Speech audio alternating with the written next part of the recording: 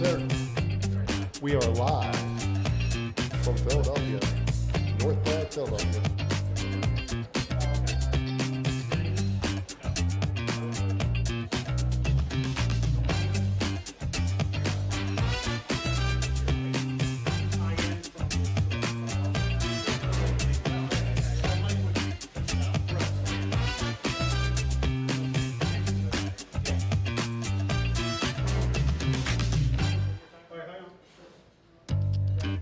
Live from Philadelphia, we're at the Laborers District Council Election Day Special.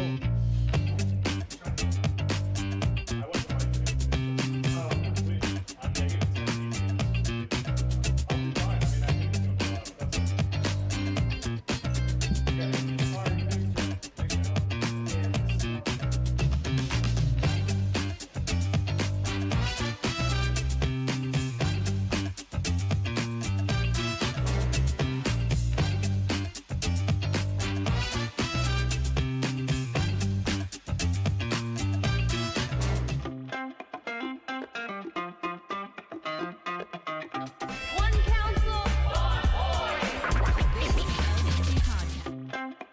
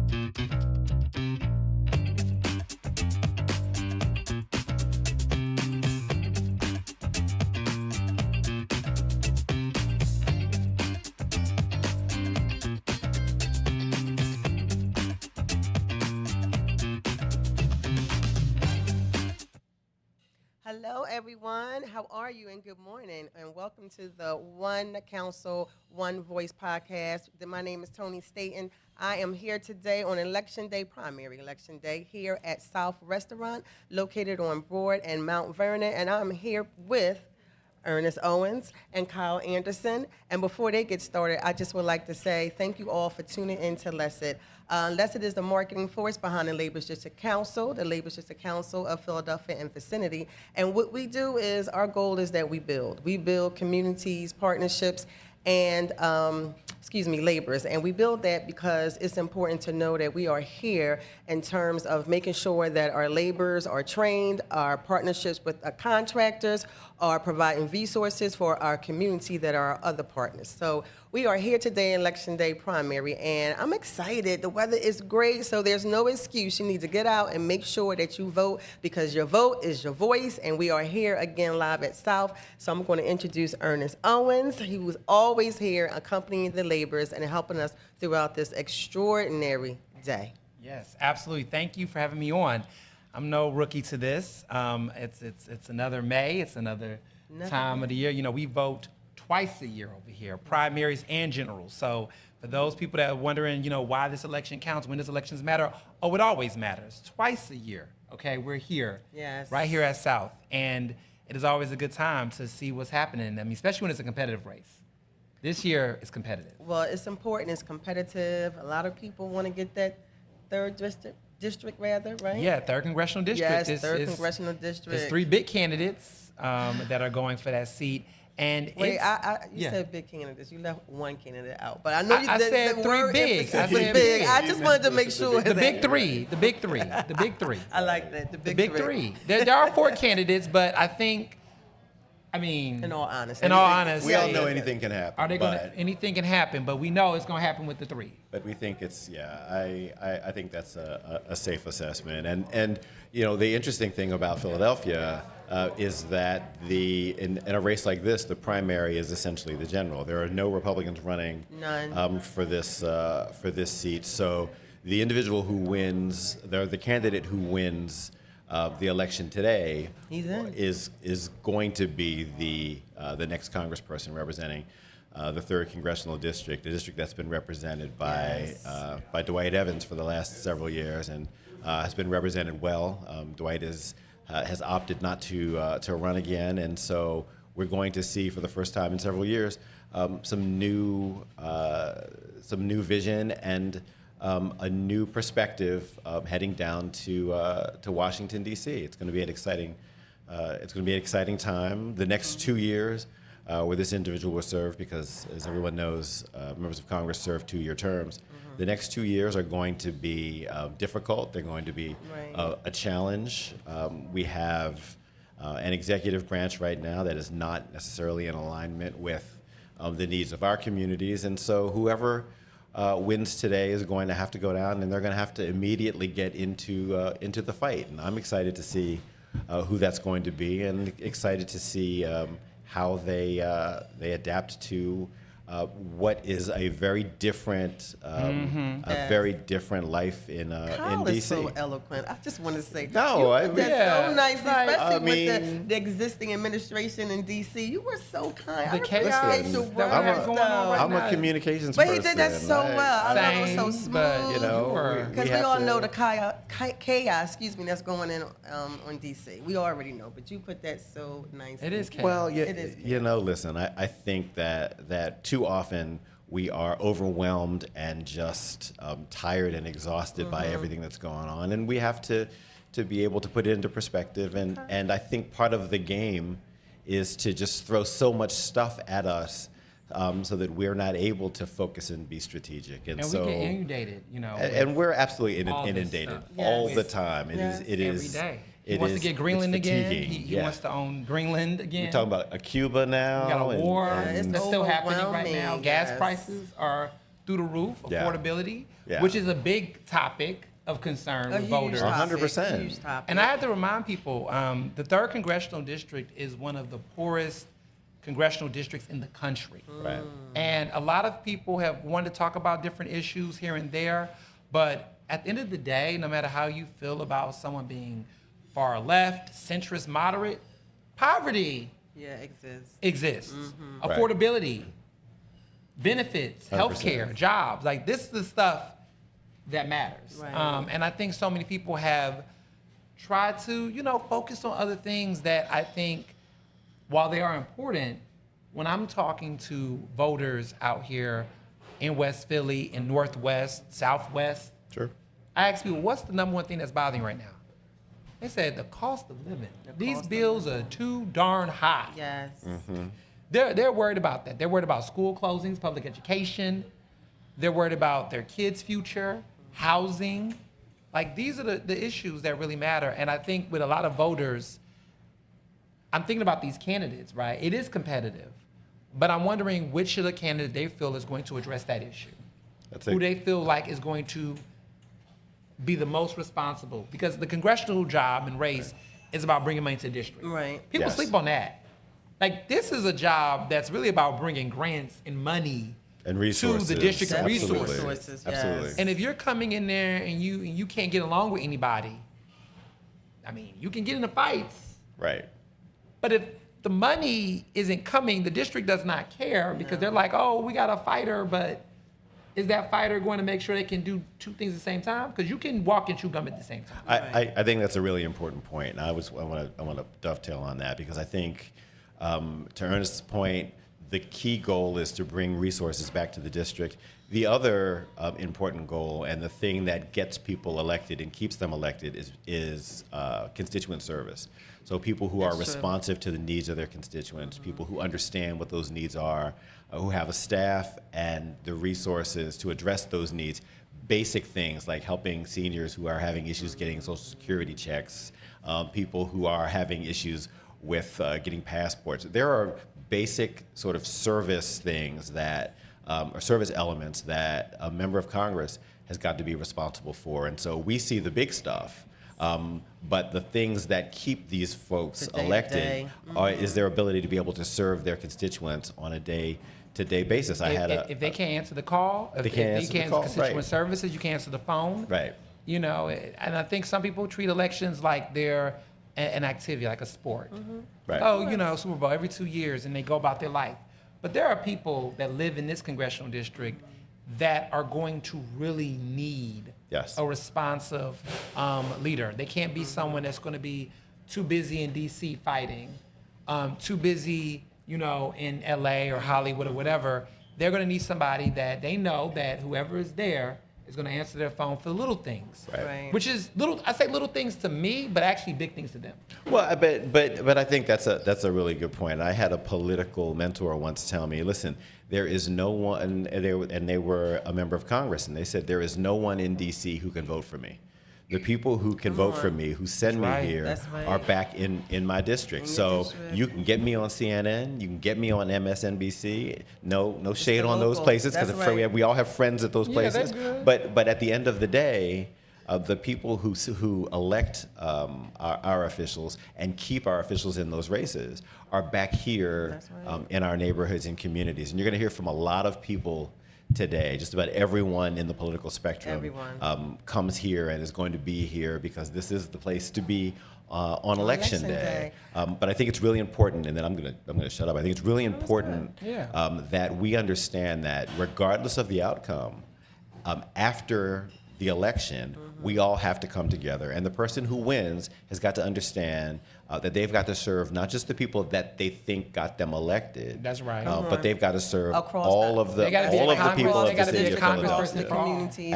Absolutely, all of the people of the city of Philadelphia, and I think we in Philadelphia. I mean, listen, Philadelphia is a tough place to run for. It's a tough place to be, Right. but it's a tough place to run for Right. elected office. We go for the neck here, and so. Well, the expectation is high. Well, the expectation is high, and we are vicious. I have friends who have been Not vicious. arguing with each other for 40 years about raises that took 40 years ago. That happened 40 years ago. They don't even remember why they're Right. mad at each other.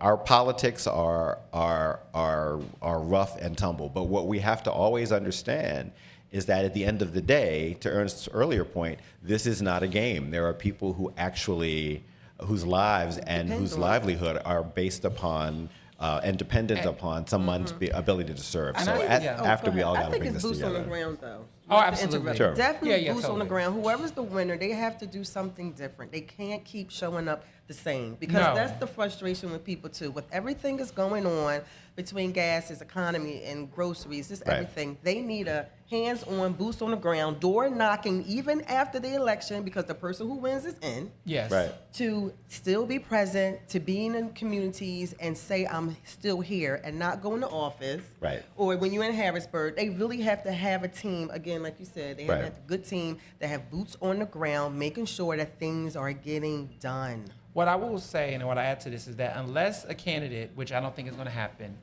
if one candidate gets over 50% of the vote, which I don't think is going to happen, Right. that will be a referendum to me. They're not going yeah. to get that. I think So you're- I if think you're you right. are not going to get over 50% of this vote in this three-person, four-person race, then that means that the majority of people did not vote for you. You did not get the majority of the voting Right. population to vote for you, which means that there's work to be done. Well, and let me take that because that's that's a really good important. point. That's But the let's take issue. that even a step further. Yeah. If you get 50% of the turnout of the people who turn out, and we know that turnout, we No. always hope We're for expecting, the best, yeah. but we know that turnout is not going to approach 50% of the voting population.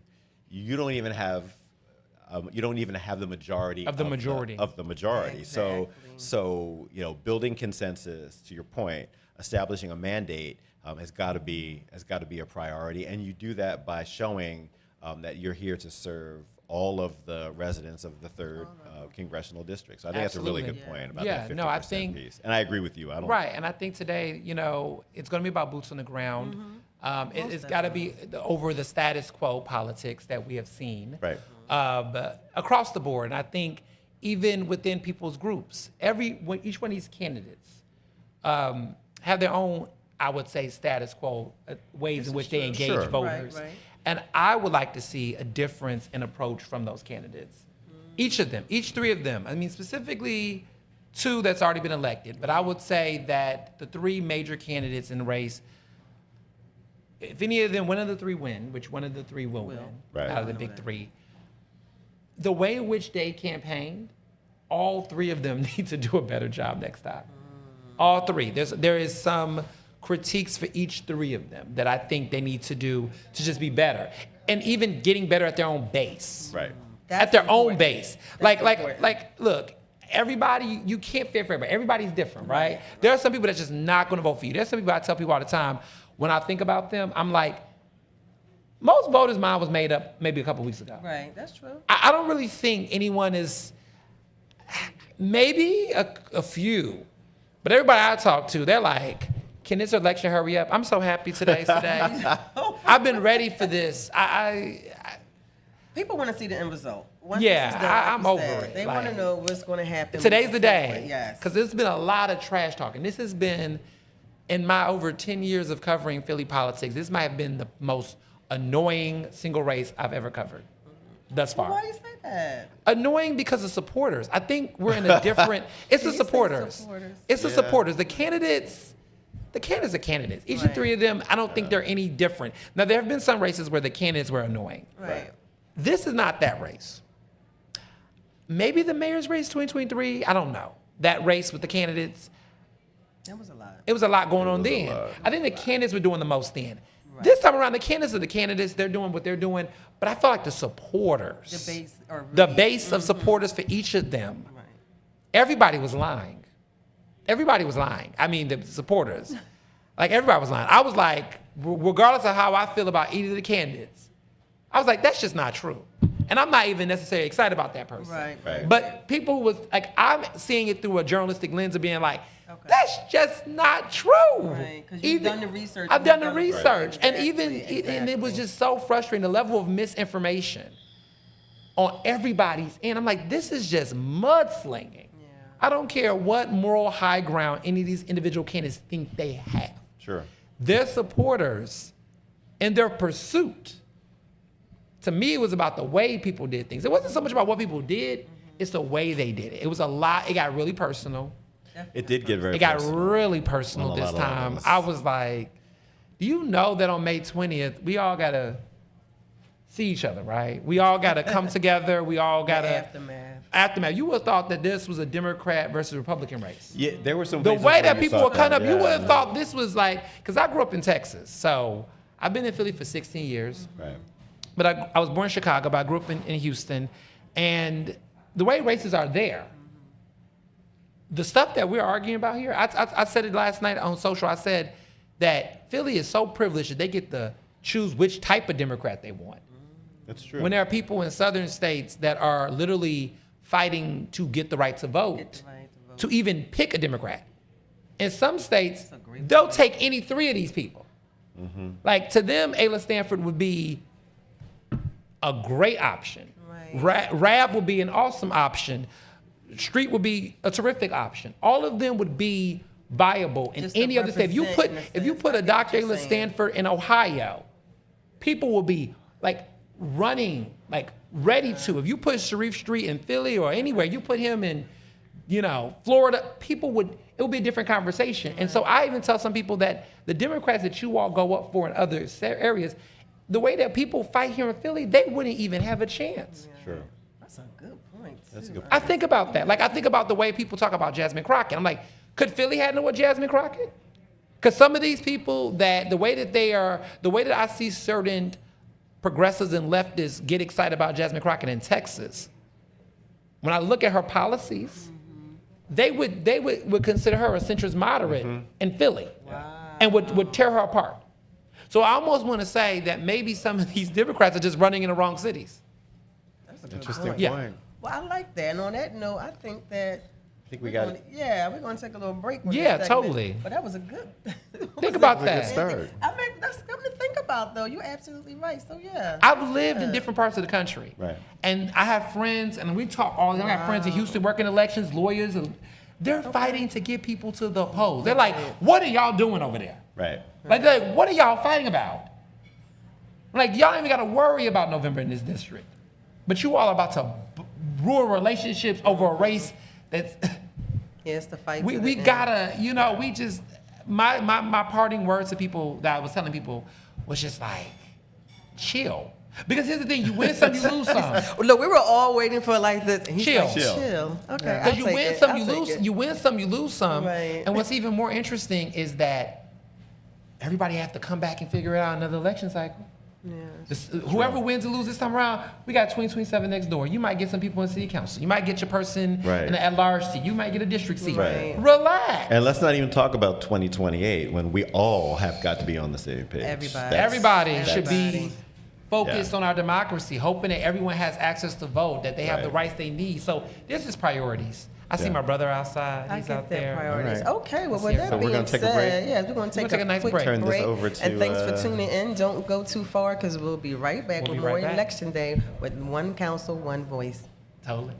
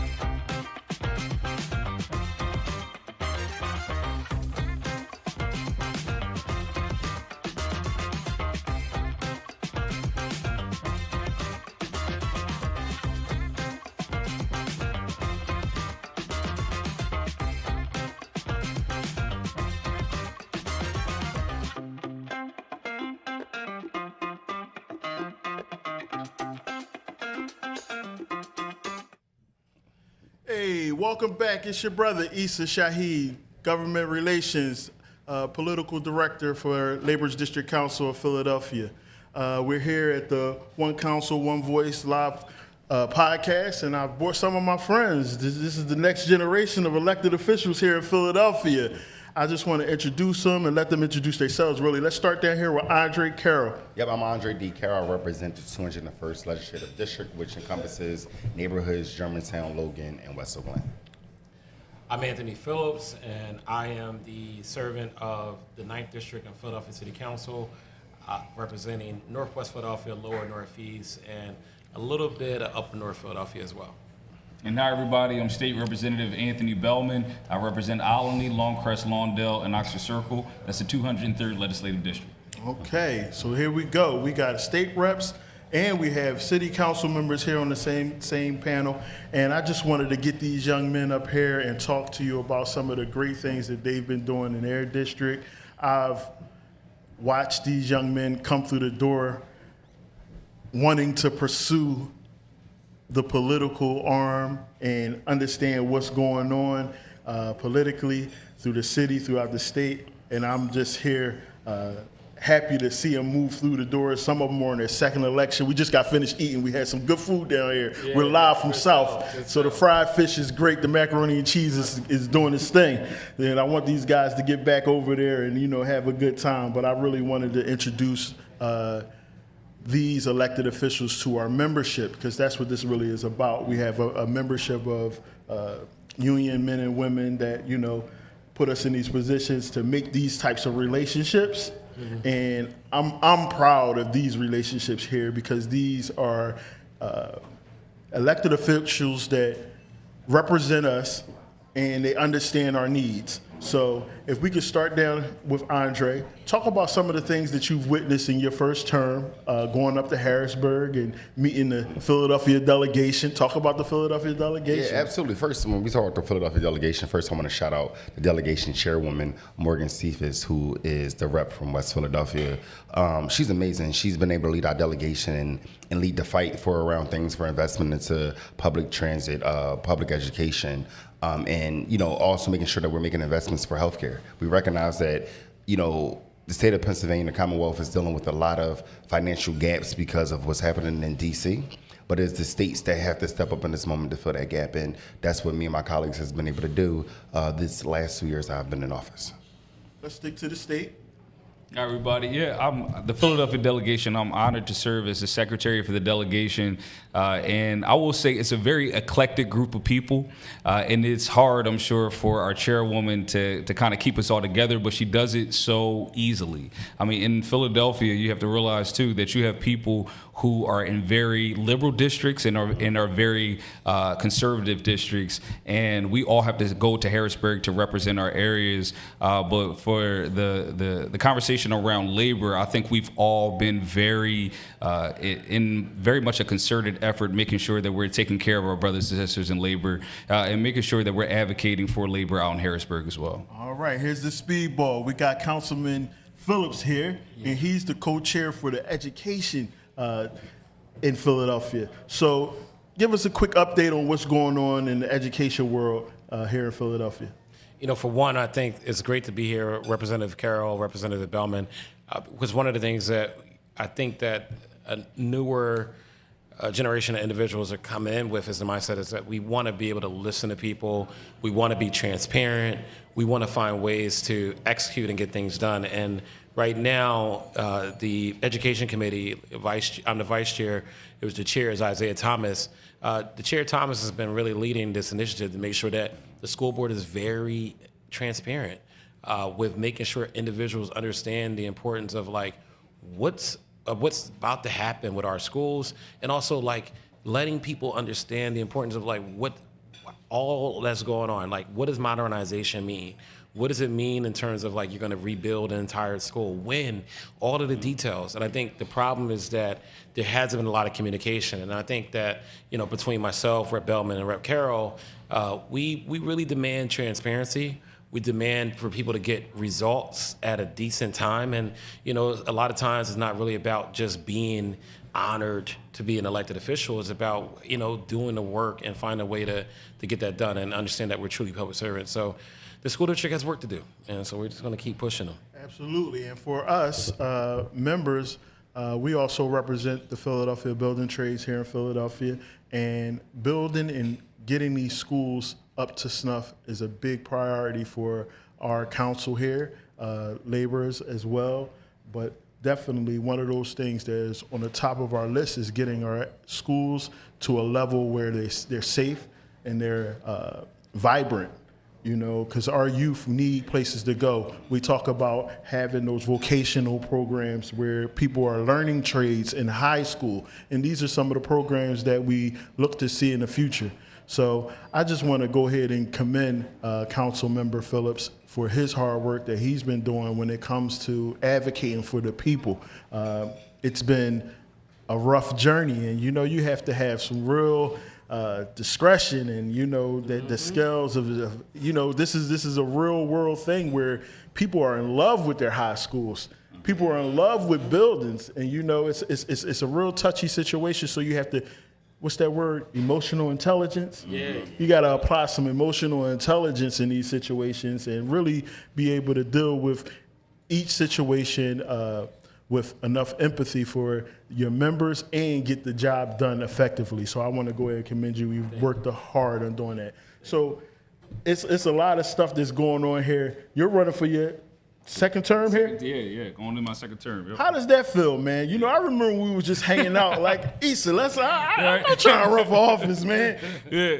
I mean, it feels amazing. I'm blessed to serve the community that I grew up in Alany, in Longcrest, Lawndale, Oxford Circle. So going around and being able to talk to constituents and talk to neighbors and them to feel represented when they see me is truly amazing. But we focus not only on the laws that we passed in Harrisburg, we've been focusing on bringing back money to the district. So in my first couple of years in, I was able to bring back $4 million for a new pool at Longcrest Recreation Center, and also we'll be cutting the ribbon on a basketball court at Sturgis Recreation Center that was funded by state dollars. And we have also been focusing a lot on constituent services. So my first 2 years in, we had about 80 people that walked in my constituent service office. Now my staff told me that last month it was 300 people that walked into the constituent service office. So we've been serving our constituents and serving my neighbors, and I think they feel represented, and hopefully they'll go out and vote for me again today so we can keep on doing the good work. Andre, man, what do you see in the future in your district? Your district is diverse and it's changing. It's the Germantown area, and I know you see things. So, tell me, how do you feel about, positioning yourself moving forward? Yeah, so Germantown is actually one of the most historic districts historic neighborhoods in the country. You're talking about this. You're talking about the slavery has come through. An underground railroad has come through my district. You're talking about the Battle of Germantown. Also, there's former presidents who stayed inside of my districts during the time of former pandemics. Also, the thing is, when you talk about high schools, right? I went to Germantown High School. That's my neighborhood high school. Unfortunately, we no longer have that high school. My high school was closed a few years after I graduated. And that's the same moment right now that I'm facing. And one of the things we recognize about history, it tends to repeat itself. So, I'm honored to be able to be in a position where I'm able to marry the concerns of my neighbors to the power of government. Like Bellman, we former staffers. And for a long time, we've edged other folks to make the decisions that we would like to see. And now being able to be able to make those decisions ourselves is something I'm sure that both of us take really deeply. And we're very committed to making sure that we make the right decision. So I know Rep. Bellman, he was a staffer for Congressman Boyle. That's right, yeah. Tell him.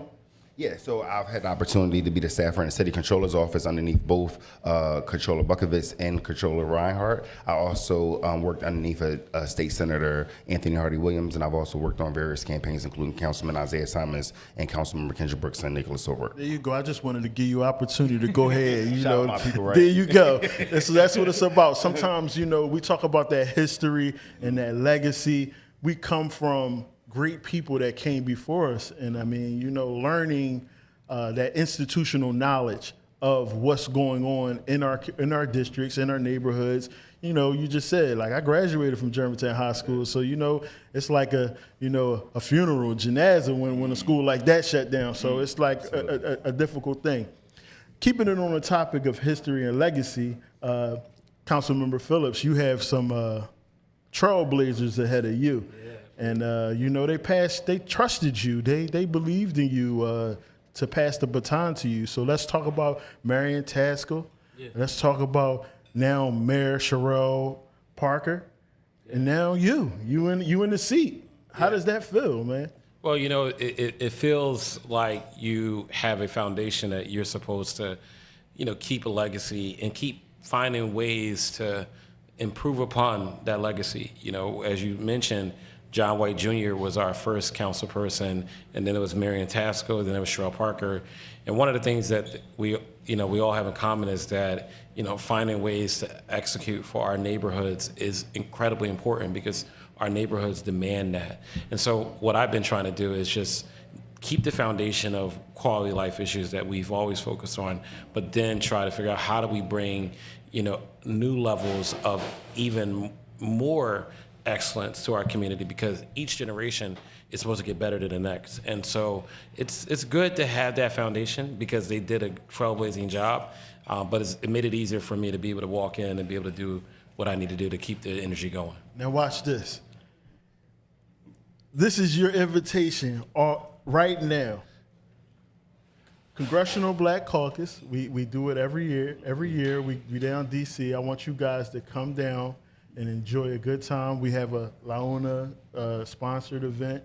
Okay. And I want you guys to be my personal guests, coming down and getting to know some of our members down there and just getting to understand. Because when I first came here, I couldn't see past 332. I couldn't. But when you start understanding how far LIUNA, Laborers International Union of North America, goes, you start understanding that there's a lot more out there, and the sky's the limit when it comes to young elected officials like yourselves. I want to thank LIUNA because, they're the reason why a lot of people in the city of Philadelphia have buildings and institutions. But most importantly, you all do a great job with getting the vote out, helping out every election day. A lot of the laborers are involved in the communities as much as possible. So we're thankful. Absolutely. It is big. So in closing, our members, they watch these shows. We post them, we put them up on YouTube, we send them out to different locals and councils. If there was a message, a quick 30-second message that you would like to give to the members, I would like for you guys to give it, and I appreciate Anthony Phillips for leading off with that. And if you could, just let them know what you plan to do in the future. Yeah, absolutely. I'll say again in closing, I'm Rep. Carroll. I ran on the criminal justice platform because my father spent the first 20 years of my life in prison. But one of the things I recognize serving in the General Assembly is that there's so many more issues than that. I recognize that Philadelphia is a union town and that the Commonwealth of Pennsylvania needs to make sure that we're protecting our workers' rights and investing in people, doing things like raising the minimum wage. That is not lost on the body of government that I serve in. And as we enter budget season in just a few weeks, that is a priority of ours, and we look forward to making sure that we meet the demands and the concerns of everyone who lives in the Commonwealth of Pennsylvania. I just want to say briefly, thank you all for the work that you do, and one of the things that you can hold us all accountable to is making sure we're demanding for incredible quality of life for residents. So by doing that, we can attract businesses, we can attract industries and so forth to come to Philadelphia that will create jobs and opportunities. We have to make sure that all of our quality of life is excellent. Our city has to be the most efficient city ever. When you make a request, things have to get done quickly. And then we also have to make sure that everything from our parks, our rec centers, our libraries, every institution in our city looks good so people want to come to Philadelphia, attract jobs, and that creates opportunity. So continue to hold us accountable. Tell us what you want to see, and we will do the best. We can, I'll do the best we can do. So thank you so much. And I'll just say, from my standpoint, I think government's job is to make sure that you all have a job. And so in that, I just want to thank everybody for what you do, but also thank you for allowing young people to figure out what they want to do, to join a labor union, to get a great job, to be able to travel, to be able to get a house down at the shore, and really enjoy themselves. So as long as we're in government, I think that we need to be prioritizing and making sure that we're building stable homes and using government funds in order to create jobs for you all. So we appreciate it. Rep. Bellman, I'm still working on my house down at the shore. You know, I know a couple of big guys. I'm like, I'm in the wrong business. I don't know. but that's good that you guys have built those relationships with a lot of the union members, and we appreciate you guys, man, because you guys, you know, I look at your schedules. You know, you're up early and you're out late. Yeah. And, you know, some of you guys are trying to build families and working on, you know, other things in your lives. Degrees. And degrees and different things, man. It's a very busy life. It's a busy schedule. So we appreciate you guys. We're going to go over and have us a little macaroni and cheese and some fried fish. And, you know, enjoy the rest of the day. We'll be back shortly with some more elected officials and some more conversations here at South. On Election Day on the One Council, One Voice podcast. Thank you.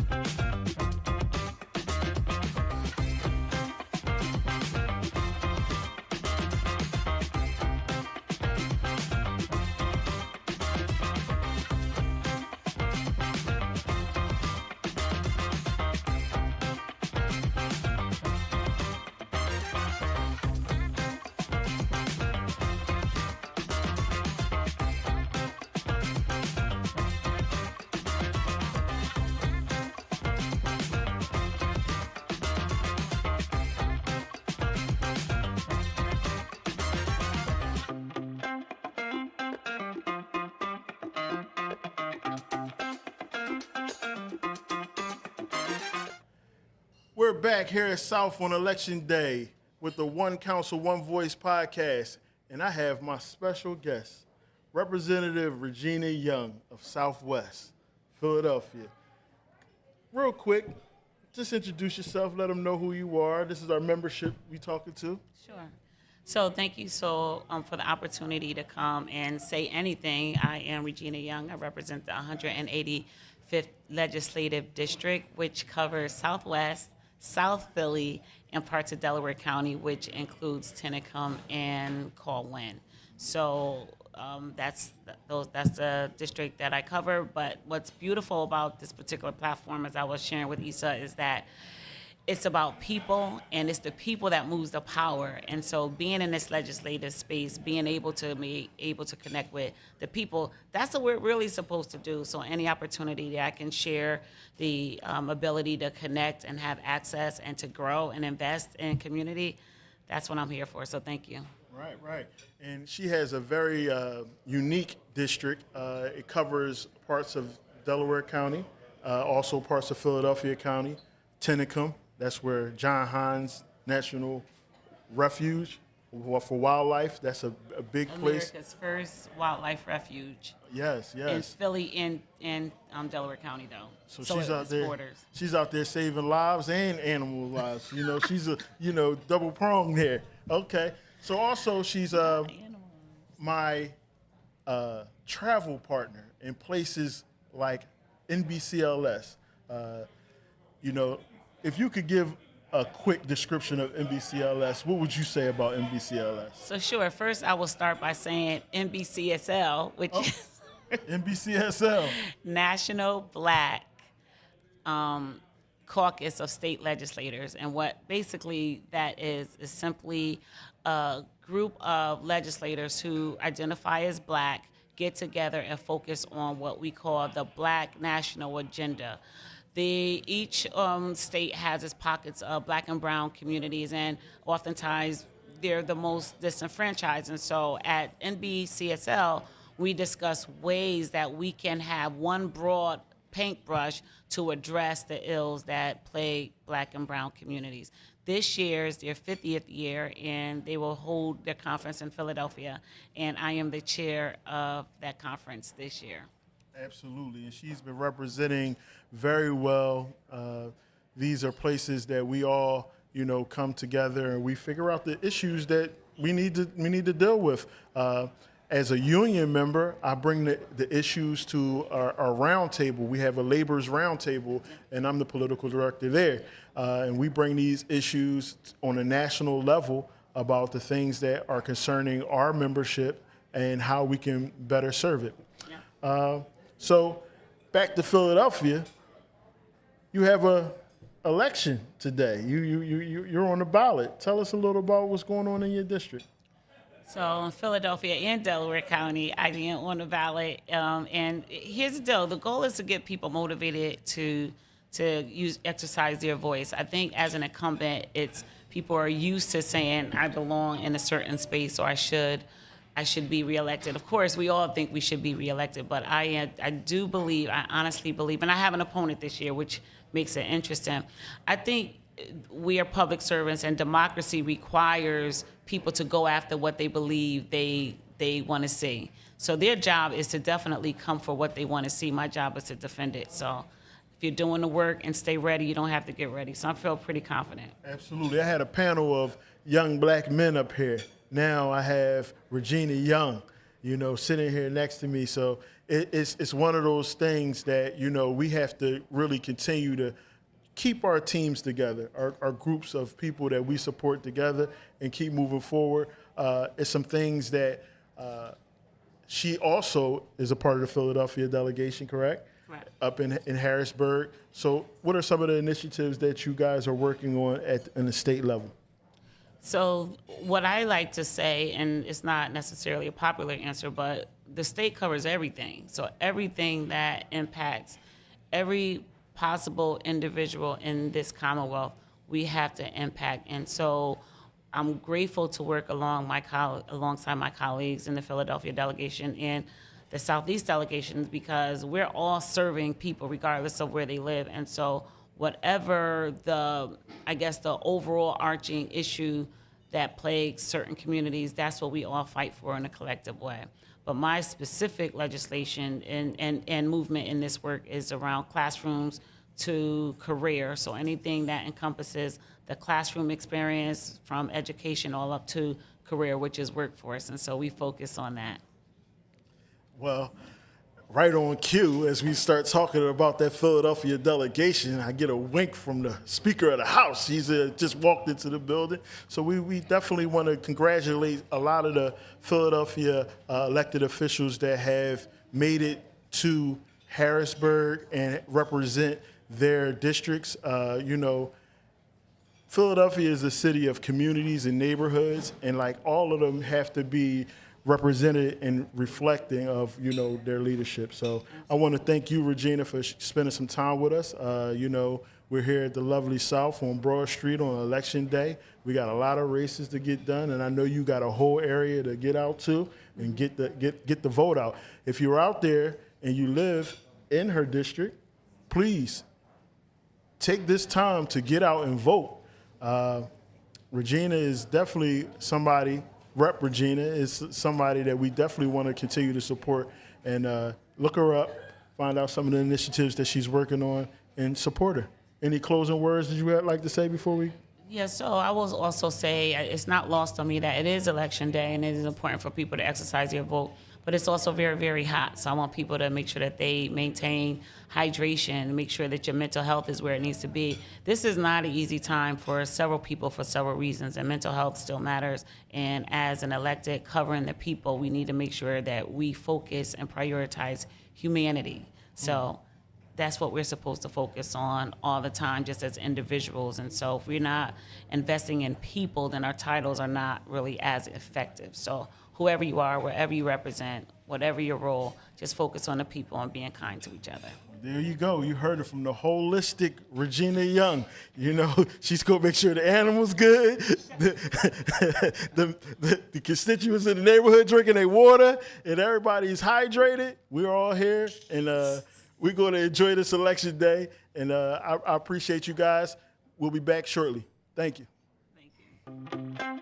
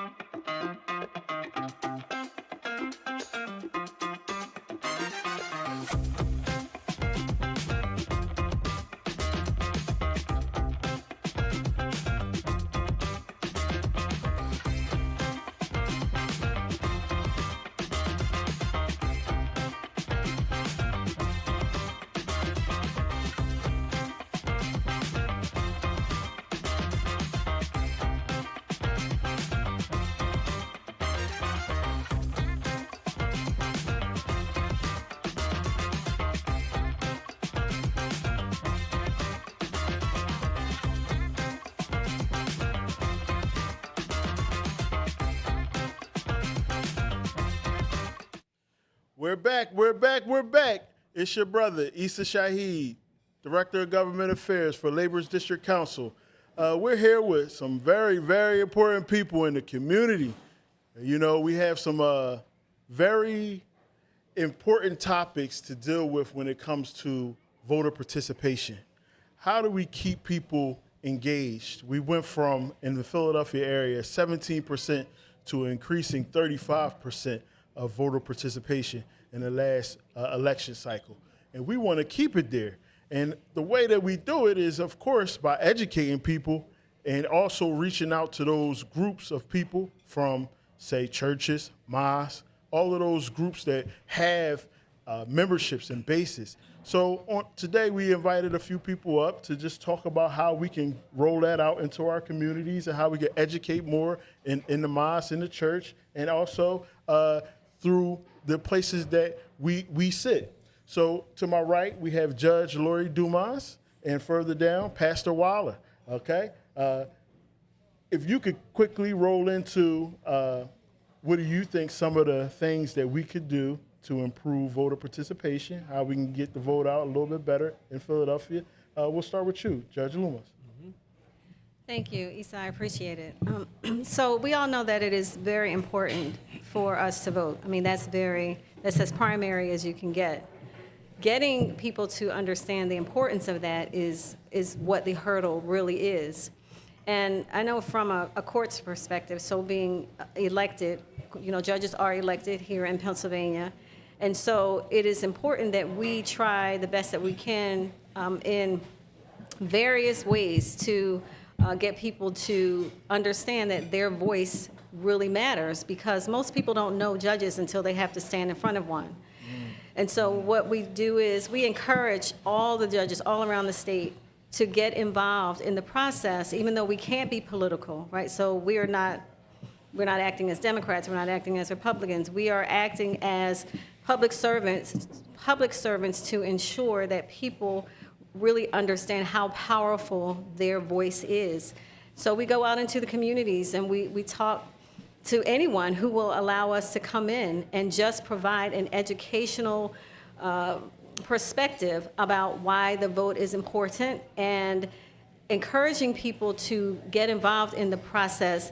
Even if they don't do anything else, voting is an important way to show that what they believe in, what they stand for, you know, how to really show the world that what they want is important, and there's no other way to do that, or no better way to do that than to actually vote. And so judges do go out into the community. We go to schools, we participate in civics programs, we go to community centers, we go to, we sit on panels like this and just encouraging people, get to know the people that are running for different offices, especially the courts, and use your vote. It's very easy, because if you don't, then you potentially end up in front of one of us for something very serious, and potentially sitting in front of someone who doesn't necessarily espouse the same beliefs that you do, and that can be disastrous.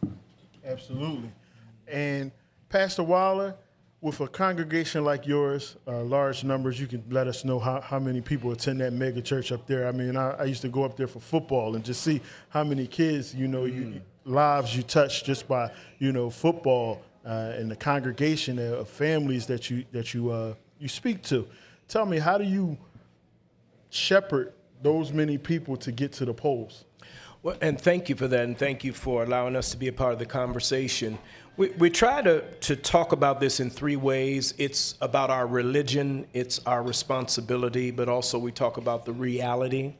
For all of us in the city of Philadelphia, whatever religion you have, if it comes from the Abrahamic tradition, it reminds all of us that to be a good Christian, good Muslim, good Jewish person, it is to participate in the body politic, to be a good citizen. So first of all, if you're going to be a good whatever, you need to be involved. Right. It's a responsibility, because that's how the city, state, government knows that we exist. It's a responsibility because it is a democracy, and the only way that a democracy works is if everybody gets involved. But we also talk about it as being a reality, and the reality is this: political participation influences political will. And so if you live somewhere where people show up to vote, you will get better response from your city, from your state, and from your country. If you live in an area that does not participate, you will not get that same response. So it's about reality. The only way that someone knows you live in the city of Philadelphia is that you vote and participate. And so it's very personal, it's religious, but then it's also a responsible act of a person who cares. And that's the message, and that we try to mirror it, to model it, and invite other people to participate in it. Absolutely. So what's the number of that congregation up there? You can just glaze past that there. Well, there are all kind of numbers. There's the I'm at the convention bragging number. There's the responsible number. Then there's the online number. There's a few people up there. Okay. Yeah, there's a few people up there. Well, it's one thing I definitely want to commend you on. It's a program called TCB, Taking Care of Business, the Cleaning Corridor Program. Yes. You grabbed the reins of that, and your community grabbed the reins of that to really keep your neighborhood safe and clean. If you would like to share a little bit about that. Yeah, thank you for that. And that was, before our mayor was the mayor, when she was still on city council, that was a program that we wanted to work on to help returning citizens work and to clean up our communities. The vision of that was in the 9th Councilmanic District that our councilwoman wanted to throw some dollars at a CDC who could then catch it and manage organizations to help clean up the corridors. The vision was to see that happen all over the city, to see the state, to see private sector and the city come together and have CDCs in every part of the city just help clean up. It's a wonderful opportunity for people to start. It's a wonderful opportunity for people to invest in their neighborhood. And so I love seeing it. I love knowing that if you walk through the 9th Councilmanic District and you see someone working to clean up the city, Broad and Olney, anywhere, that's real business. That's real work of the church, cleaning the community. And so the persons who start out there, will have a proven track record of responsible behavior that makes them eligible to be hired by someone else, to hopefully get into a union, to have a better job than that. But at least it begins the process of returning a citizen. Judge Dumas, you've been a friend of the family of labor for a very, very long time, since I was running around playing freeze tag in the halls. No, I'm not trying to tell your age. I'm just trying to show you how, you've really been around here. Yeah. And been, Okay. one of those people that we all see as like, oh, that's just Judge Dumas. But, you've progressed, you've moved on, you've done things. Tell us just a little bit more about your legacy, the steps that you've taken to get where you are right now and how labor has played a role in it. Because our members are, trying to understand how their percentage of their check that they voluntarily give to us, the Political Action Committee, that I'm responsible to, get out to elected officials to support them on their way, how it plays a part in your whole, career. So I was the very first judge that ran out of 332. Thanks to Sam Staten Sr., who listened to a little bright, at that time, young, bright-eyed young lady who just really wanted to make an impact.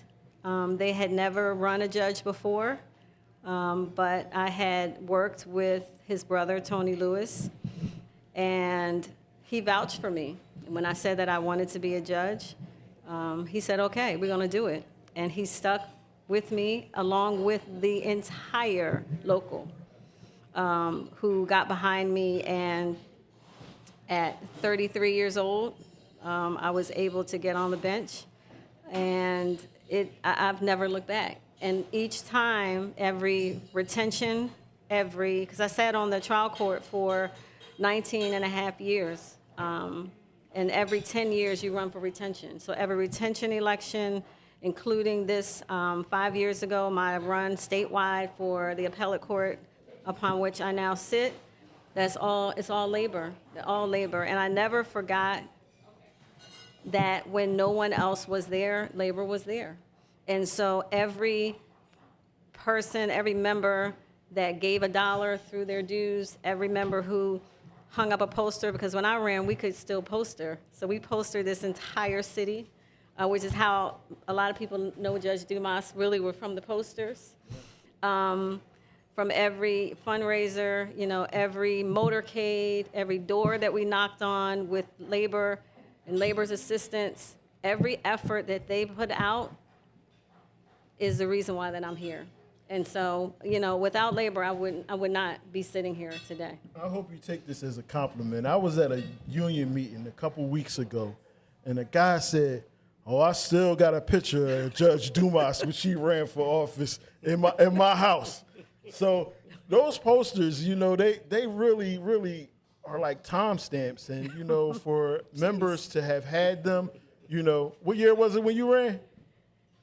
It was 2001. 2001, carried to 33. You'll understand. I'm not going to tell her age, but if you could do math, you figure it out. But she's been. Thanks a lot. She's been around for a while, and I'm looking at one of our senior members here, retirees, and we talk about these things, man. Keeping close relationships with not only our elected officials, judges, our community, our interfaith churches, mosques, getting that community buy-in. Yeah, and we are, and it is community, because along with Union, of course, was my faith community, which is Enon. And so, with Enon and labor, how do you not win? How do you not win? That's Right. That's a recipe for success. Absolutely. If you can get these two entities to work together, Absolutely. they turn into voter blocks. Well, and that's really what this is about. It's community, but it's community all day long, not just for the things that you need, but it's community when we all need to get together to whether it's getting someone elected, whether it's cleaning up the corridors, whether it's helping members of our community who need whatever. And we really, that ties into voting, because voting then becomes part of that community and that community responsibility. And when we think that way and we understand that everything we do is interconnected, then I think it wouldn't be such a chore for people to make sure that they voted when they should. So if we were to put a bow on all of that, we would say this is civics. This is the Absolutely. understanding of civics and how it plays into, Senator Williams always says it's not politics, it's government, right? Right? Yeah, it's So civil. how we govern amongst each other and how we get things done, I think this is a great segue into continuing these types of conversations. We meet here on Election Day, and we have these types of conversations over that great food. Everybody had something, I hope. But this is what we're trying to build here and amongst our councils, one council, one voice, that collective mindset. We come together for mutual consultation, those council meetings, and try to come out understanding that, we have one direction that we're going in. And that's like a thing that I'm sure all of you guys deal with. And thank you for that, because this goes beyond politics. One of the things that I wanted to celebrate you and the laborers for, it has been my experience that every man that has ever stood before me and said, Pastor, I'm ready to work, I need help. And the language was, well, do you have a driver's license? Can you pass a drug test? And are you ready to work? Every one of those men that has come to my office, then I call Sam or Ryan Boyer. Everyone, 100% of those experiences are men who are now working and doing something with their lives. Haven't figured out how to scale it and do it in groups, but on an individual basis. And I thank you all for that. Any man that has ever sat before me and made that declaration and has been able to prove a driver's license and pass a drug test, I've made a call. And Ryan Boyer or Sam Staten have made it happen every time. And that's also what this is. It's about the connection between laborers, the community, the church, and using our access to power to help other people get their lives together. And so it's not just getting someone voted in today. It's about the brother or sister who's trying to turn their life around, and we help each other make that happen. The great Sam Staten Sr. used to say, you can have a friend for a term or a friend for a lifetime.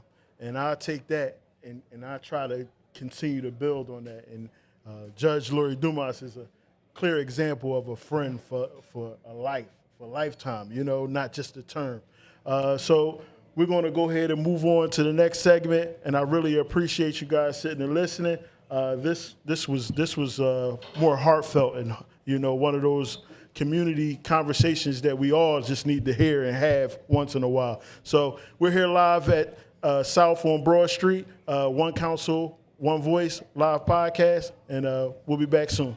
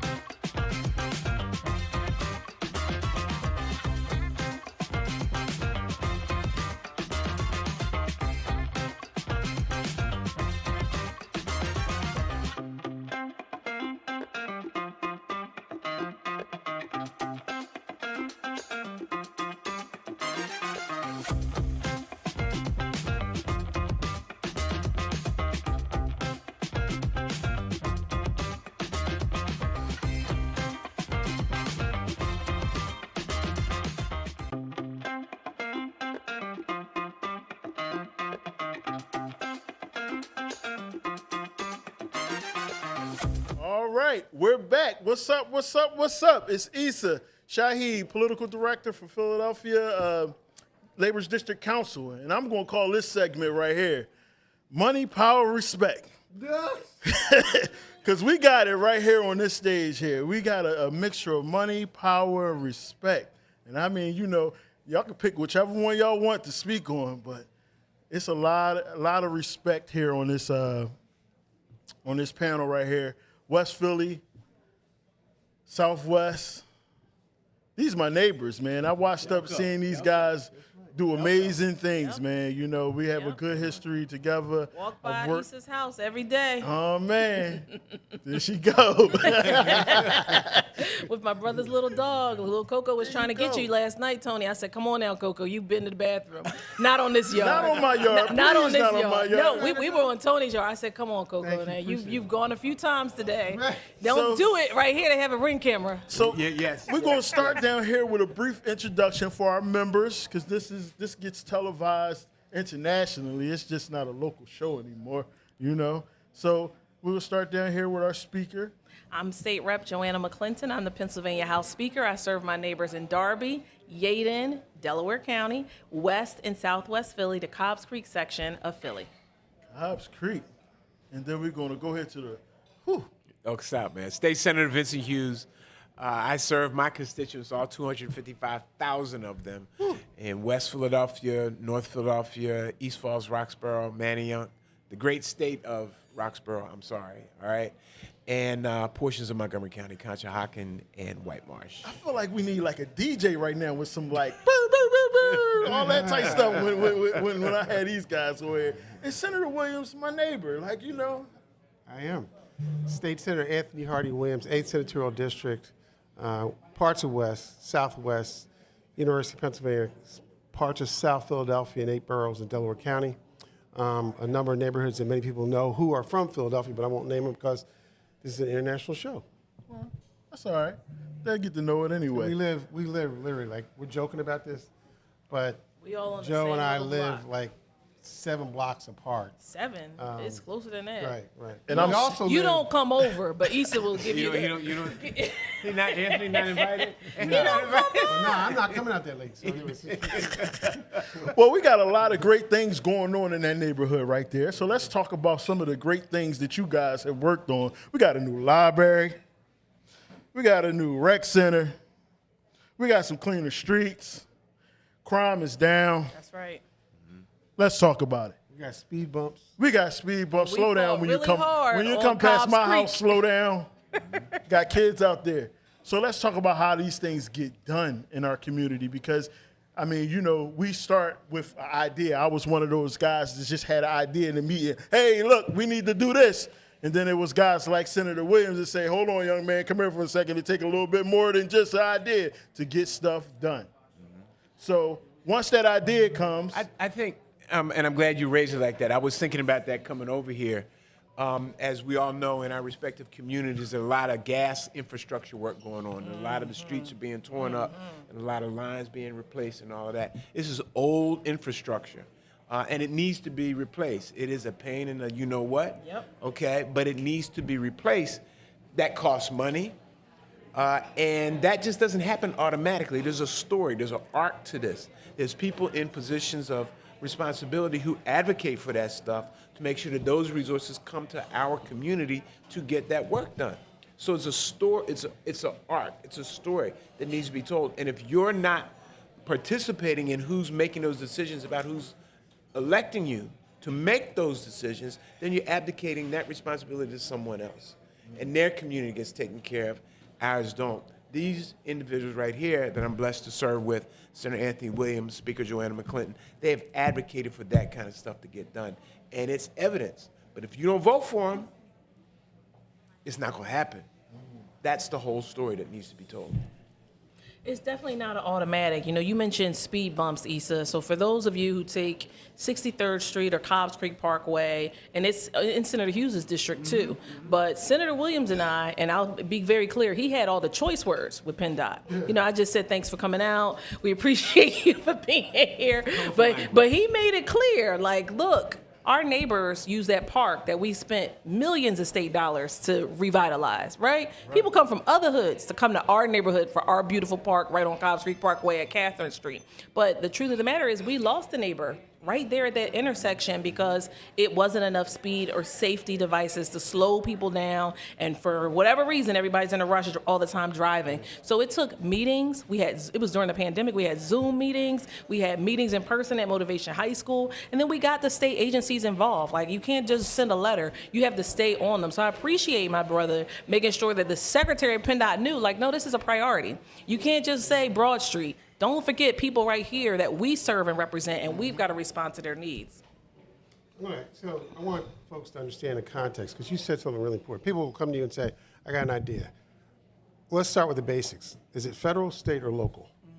Okay, so people think that we all do the same job, and we don't. Federal is very different than your state responsibilities, and your state responsibilities are different than your local responsibilities. These are all state officials here. You happen to be two of the most influential and, for lack of a better term, powerful people. Speaker of the House of Representatives is a very significant role in any part of the country, in any state in the country of Pennsylvania. That person, power, respect. Right, that person defines what goes on the calendar, controls the process, determines that. This gentleman happens to be the first African-American chairman of appropriations in the history of the state of Pennsylvania in the Senate side. He influences the budget. And when I'm saying all this to say, when people complain to you about what doesn't happen, people need to understand how it does happen. And so, unfortunately, and we'll get into it a little bit later, but unfortunately, I think we've lulled ourselves, specifically African-American people, have lulled themselves into self-righteousness. It automatically happens, and when it don't happen, you don't do anything. The consequence of them sitting on a stage, breaking history, directing resources, doesn't happen by accident. It happens because of what you just said. There's an idea, a complaint, a concern, then they go about the business of building a golf course in the neighborhood. There will be a PGA golf course. They go about the business of creating an environmental center in a place where science and math is not taught. They go about the process of making sure that seniors are protected, that you can wear the hair in the form that you want to wear and represent significantly. Those things just don't happen. They happen because you got a voice that has influence, and that these folks are in positions to drive an agenda, as they would say, for our community. I'm going to get me a sound machine because he just dropped a couple all through here. And this is what, we need. We just went from, I was always taught politics are local. We just went from the speed bumps on our block, right, to legislative power at the state. And now we're going to roll right into federal. What do we need in Congress? So it's a partnership, all right? So we'll go right back to what was just being discussed, those speed bumps, all right? And that's a very dangerous corridor, was a very dangerous corridor, all right? And you needed all portions of government to come together to put the financing in place to make the best decisions to come together to make that happen. Federal money, state money, local money. We're dealing with an issue right now, and parochial is important, local is important. Like the 59th Street Bridge, all right, leading right into Overbrook High School, all right, is like 100 million years old, okay? And if you drive across it, you feel like it's 100 million years old, all right? It's got to be replaced. That's a very expensive project, extremely expensive project, but it's going to get replaced. But the way to pay for it is federal, state, and local money. And we all know, so like to make it all come together, it's going to be a union-done project. Okay? I'm just saying. Okay? I'm just saying. It's going to be a union project. I'm glad you said it. All right? Because this is a union house right here. Right. This is where our members have to understand where it all comes together. That's right. Mm-hmm. When we go up and we argue and we say, PLA, Project Labor Agreement, prevailing wage. Yes. We speaking about what you're getting paid and how it's negotiated. So when those state funds are allocated to different contractors and developers, you already taken care of. The math is already mathed. We don't have to start from scratch. People already know that this is Macy's or this is high level type of labor that they're getting. Mm-hmm. They're not just getting anything. They're getting people that have been trained, apprenticeship programs, safety, OSHA, all of these things to do these types of projects. So when I see these elected officials, my neighbors in places like the Capitol, it's like, hey, y'all taking care of labor? Yeah, what are we doing? And it's always, Like, we why always, you at? Why you at? Why you ain't even gotta know. You already know what the answer. He knows the answer. So it's one of those things to always keep that going. Talk to the federal role in this, so why we need. Yeah, in terms of what we need at the federal level, it's very important that we not just have someone who wants to stand up and speak out against what's going on. We're in a crisis right now. Every single day, this president is violating the Constitution and breaking the law and disregarding the rule of law. So I know an experienced attorney from North Philadelphia that I've been very proud, not just to wear a button all day, but to tell my neighbors that they need to vote for him on today, to tell the members of labor who've been standing by him why it's important that he comes out the winner, because not only will he go down there and argue, make things right, but be able to have the partners. We got to be able to pick up the phone and have folks that will answer. Some people like to jump in front of cameras, but they don't like to pick up the phone. Some people like to, go online and be live and go viral, but they don't want to pick up the phone and have partnerships. We need partners in this hour. If we're going to talk about the impeachment that needs to be done, we need somebody that's going to vote for Hakeem Jeffries to be the next speaker. I mean, all these things that are happening are out of our control. We can't deal with it in Harrisburg. I can't have articles of impeachment for the 45, 47. But what can happen? Sharif Street can work on that when he goes to Washington, D.C. So I digress for but a second. The irony, for those who are from the 3rd Congressional District, which is in Philadelphia, we're in a highly competitive race, and it is performance versus performing. That's, a lot of us had that perspective. The speaker kind of hit it on the nose. The ironic part is the person is running for this seat, talking about what they're going to say, what they're going to do. They sat in a General Assembly under the speaker and frankly didn't do much of anything. And the ironic part is that person has not said one word about the 1965 Voting Rights Act. If we had a Republican-controlled Senate, a Republican-controlled House, a Republican governor, they'd be redrawing lines today in Pennsylvania, changing the 3rd Congressional seat into a different type of seat. That seat which he wants to hold, he has not even mentioned in this conversation. So that's individual. But what I'm going to say is a bit broader than that. Our House, and I want to specifically talk to some of your labor members who are African American directly.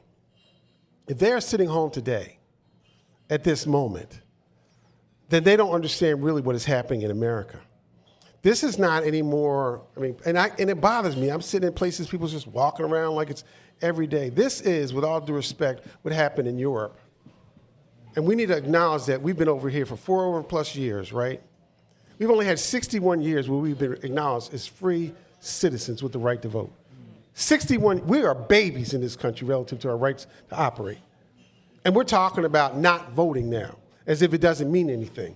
The things that just were mentioned on this stage, if you don't have a hospital in your area, who do you think is going to make sure it comes back and funds it? If you don't have public safety, if you don't have public transportation, if you don't have a public school, you don't have health care, who do you think is going to provide for you if they don't acknowledge you? And so it bothers me. The first thing on this list right now is, yes, the person going to Congress yells loud, but knows what to do to make sure that we do not go backwards. Because right now we are going backwards.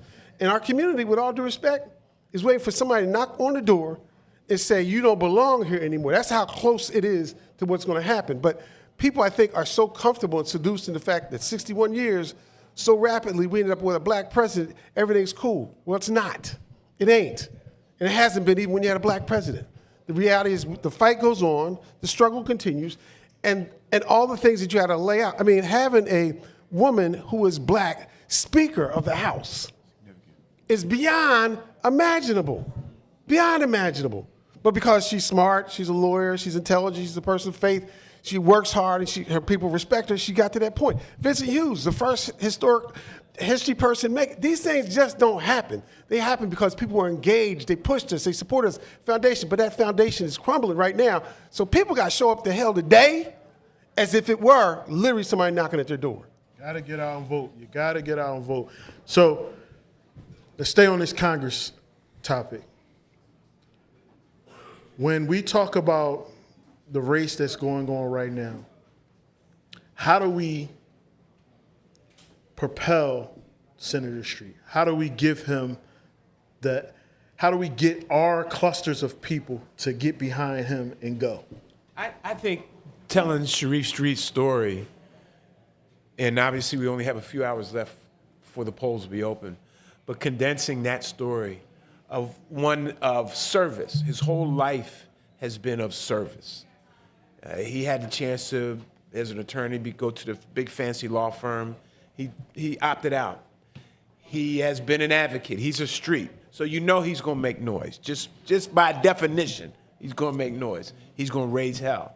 But he takes every part of his life has been about helping people. On the street, you know, how many of us, I look at my colleagues, how many of us call up Sharif Street when it's Thanksgiving time and say, where them turkeys at, okay? Because right. He bypassed you, go straight to your mom. Up your mother's turkeys, I'll be there. You know, he does, and we appreciate him for doing that. But he does that work, but in addition to that, he knows how to deal with policy. That's right. Okay? He knows how to deal with budgeting. He knows how to bring money back into his district. He's got the Sharswood housing project in North Philadelphia. It's 1,000 units. Transformative. All right, transformative. We're all trying to replicate that, okay? He's worked on that. The Penny program, the health insurance program. He took what Barack Obama did federally and took it down at the state level, worked with all of us, got it implemented in Harrisburg. So every part of his life has been of service. He's got real results for real people, all right? And why would our constituents That's right.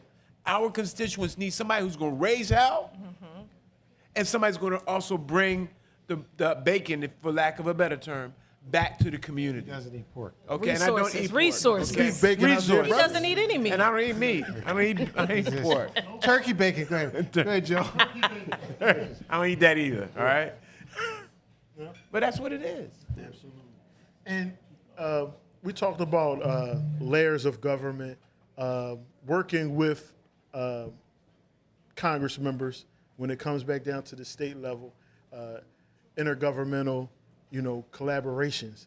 That's very important. A lot of us don't really understand how these things make life easier when we work together. And we just talked about a lot of those things. But I feel like when we talk to our members, they have to see it. And I like to talk to them in a way that they can understand us. And when it comes down to the next big project, I was just down in Congress not too long ago, and I spoke on a project that's coming for the future, the VA, University of Penn. What does that mean for us? How do we bring that to fruition? How do we bring that type of project in? Because now we can, here I go. Our general president, Brent Booker, he said he has a vision of growing our membership to 1 million. Awesome. The way that I believe we're going to get there is by projects like that. You gotta have work. Yeah. Right. Grow the members, you gotta have work. And even so, to create even a newer branch of our membership where public sector into the jobs that maintain these hospitals and these types of buildings that we're talking about. So when we talk about the future of building our membership to 1 million, we need you guys. We want you guys to work with us. And I'm pretty sure I know I have a cast of people that are working with us. So when it comes to projects like that, how does that roll into your office? Well, when we think about the projects and the expansion, I say nothing grows more in the city of Philadelphia than the University of Penn. whether we're talking about the Penn Medicine arm or whether we're talking about the actual school. I grew up on the campus. My mother was a secretary there for almost 30 years. So I was a sports program in the 90s. Like, I can tell you about the buildings and the offices and how they've all relocated. And everywhere she used to park, Senator, is now a park, or is now a building. Like, every parking lot, yep, we used to go there and park, it's a building. We want the members to grow as well, because what every statistic is showing right now is that there are more opportunities in the trades than there are in actual quote-unquote professions. People are not enrolling into formal education settings at the same rate that they did when you and I were a little bit younger, Issa. Just going back to 99, 2000, right? Told us to go to college. Coming out of, yes, that was the tell. You had to go to college. That was the only way for half to prosperity, to take care of yourself. And so we want our children to know who you are and understand what your role is, and to come into schools in the neighborhood so that they can open up their eyes to these opportunities being somewhere they can work in 10 years when they get out of school and they go through the apprenticeship program right up the street on Broad Street in North Philadelphia here in this city. That's our goal. So there's two things I want to say. One about the, what do we got to do in these final hours? But before I get to that, I want to chime in on this. So it's ironic you're saying that. I see Ryan Boyer over here, and I've been around long enough to know Sam Staten Sr. So when the stadiums were going to be built in Philadelphia, the trades were not as open as they have become under Ryan Boyer's leadership. I want to remind us of, as we're going to fight for these new programs, that to get to your million, that means you have to take some of these young people who are on these corners who don't have a vision of their life and convert them to an educational experience that will allow them to do such. We created DAP, Diversity Apprenticeship Program. It's Republican governor, Tom Ridge at the time, right? Gave us some money, created a training program, and they introduced more of this generation of folks in our neighborhood. Because I got tired of hearing about, you got this big, gigantic project, and all tides lift all boats, and I was broke in my neighborhood. I want to make sure that when we bring this money back, when we send Sharif to Congress and we fight for the folks who are going to bring that money back, if it's going to come back here, we're going to make sure it's in everybody's neighborhood in terms of participation. It's moved on to be named, I think, Sam Staten Senior Pre-Apprenticeship Program now, appropriately so. So it is important to get the projects. It's also important to make sure that people in communities that historically don't get the opportunities get these opportunities. And we all collectively. That means all of us. That means elected, my brothers and sisters who are in the trades. The labor, specifically leadership on this, is very, very important. The last part about getting people to vote, it's very simple. Everybody who has a meal over there, they need to make sure they're out right after the meal. They take a little nap, but after they get the hell up. No time for that. First of all, okay, all right, I'm going to look into the camera. They all lying. All of them lying. Everybody here's black saying the same thing. They all had some fried chicken, macaroni and cheese. They're going to take a nap for at least 20 minutes. Okay, whatever. That's why you and I see the mayor out there. That's the why mayor, you should be a vegetarian. No, the mayor, that's a valid point. That's it. The mayor, no, but the mayor and I very much agree we got to get 20 minutes in the car. But anyway, that's it. I'm not serious. I'm not joking, though. We come from a generation where, computers and all this kind of stuff. Between now and election night, if you are anybody who's somebody, take your title off and go knock on the door in your neighborhood. Yes. Call somebody. They will be shocked. Yes. If you call, no, I ain't talking about calling. No, that's Carol Campbell. Okay. No, I want people to go physically do the work that we haven't done for 10, 20 years. Show up at the door, say who you are, you're a neighbor, whatever title you got, great, but it doesn't really matter. Show up at the door, because we got the street list, we know who hasn't voted. All we got to do is identify who hasn't voted, go there, tell them why it's important to vote, what crisis we're in, and guess what? Let me tell you something. If all of us get 20 more people, That's right. we go to sleep early tonight, Sharif Street. Right, Congressman. And we can sit up here and talk money, power, respect all day. But the most important part that we need to take from this is get out and vote today. Right. Get out there, hit that button for Sharif Street. I want to thank everybody for, tuning in here for this segment right here. This was very good from our state elected officials. And we'll be back right after these messages, live from South here on Broad Street, One Council, One Voice podcast.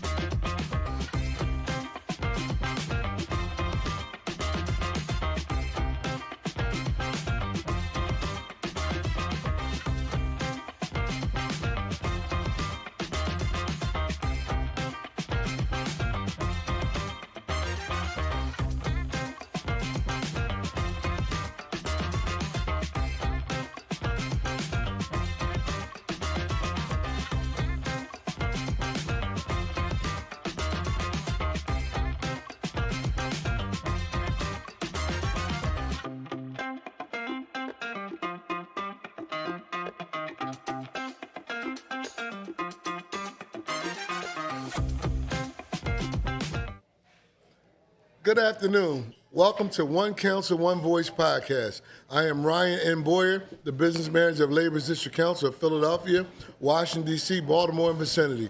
I'm here with my co-host, Vice President and Business Manager of Local 332, Sam Staton Jr. And we have two exciting guests. And we have one guest that may have a little bit to do with the name of One Council, One Voice podcast. We'll give you that later. But we have Senator Sharif Street, who's running for the 3rd Congressional District in Pennsylvania, and we have none other than our illustrious 100th Mayor, Sherelle L. Parker, who has, we love her slogan so much that we took Einstein. Einstein said, I never remember anything that someone else did that I can recall in 3 seconds. So that's what we did. So one city, a united city, we had one council, one voice. So we all on a theme of unity. Wow. And today we're unified behind a powerful candidate. Think about Sharif Street, son of a mayor, graduated from the illustrious Morehouse College, not a university like Howard or Cheney or Lincoln, but it's okay, Jerome. And then he graduated from the University of Penn Law School. What does that tell you? His father had access, he had the education. He could have chose to be a corporate lawyer like his best friend back there, Kevin Greenberg, and make a lot of money. But he decided to work for the people, and working for the people is what's his passion and what he lives. I don't know if his wife always likes it, but he works for the people, and that's just who he is. Sharif, what made you eschew money and come into the public sector and work for these wages that you're getting as a state senator? Well, look, when I live in North Philly, where I grew up, when you look at the people in our communities, there really is an opportunity to help them in public service in a way that's different than anything else. One Day at a Time, where I was chair of the board for years, One Day at a Time serves 58,000 people on an outpatient basis a year. That's staggering numbers. When we talk about the lives that were saved through gun violence money, those are you can save hundreds of lives. These are you can't make that kind of impact. When we talk about wanting to help a child's education as a law firm, you might adopt a classroom, and we moved hundreds of millions, about 300, 405, I think, $350 million of structural money to help 215,000 kids in public school systems. Those are the kind of things you can do at scale. And when you have a community where everybody's got problems, adopting one person don't change the neighborhood. Well, and we have our 100th mayor, Sherelle L. Parker, Parkway High School, Lincoln University, the illustrious University of Pennsylvania. You see a theme here? People that grew up in Philadelphia public schools, going on to HBCUs, then historic Ivy League schools. They could have done anything. This partnership that you can envision with Sharif in Washington, D.C., and you, and the intergovernmental stuff that you've been working on, why do you think Sharif can be the best emissary to be a partner with Philadelphia? Because he's made a conscious choice to use his powers for good.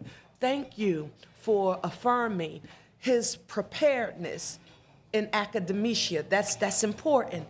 But the issue is what you do afterwards. Because he decided that he would come to be a part of, to use his skills, Sam, everything in his toolbox, because your intellectual prowess is a part of your toolbox. The fact that you would say, listen, I want to support One Day at a Time to put people who are suffering with substance use and disorder and addiction long before it became a popular thing to do. There's no one day at a time without a good lawyer.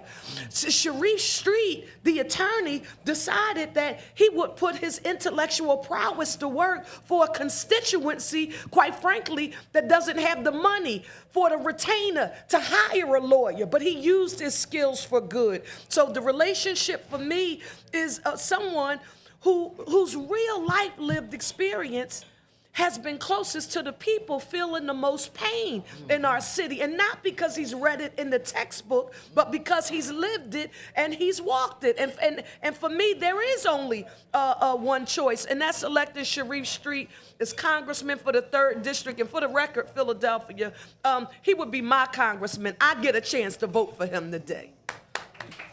Sam, so your life experiences, and you are wisdom, wise, lived experience. You knew his father. What do you see in Sharif, and why you supported Sharif? You know, am I mic on? Okay. First of all, being a family man. Second of all, being a community person. Never forgetting where you came from. When you talk about elected officials, I think if enough of us get on board and do what he does, this could be a really, really, really great #1 city mayor. Because for so long, people put other things up above community. And I have not seen that come from Senator Street. He's on the ground, he's everywhere, he's been everywhere. And this is before he's running for Congress. That's just in his DNA, that he's been that kind of person that cares about neighborhoods, cares about people. You know, and this is why we support him 100%, because we know we got a great guy in him as a congressman. Now his opponents, I can see some different stuff, because you know, again, I don't know where you become one thing as a doctor, and all of a sudden you being a congressperson. We don't have time for on-the-job training. This is not that kind of situation, Ryan. No, we need a journeyman for real, because we got a person in the White House who don't care about people at all. And everybody's seeming to find that on both sides of the fence, that this is a guy got a special agenda, and we need fighters to go and attack that kind of situation. So I have the utmost confidence in Bel Sharif that he's going to do great things for the 3rd District. And also, Sam and Mayor Parker, my predecessor at the Building Trades used to say something that I never forgot.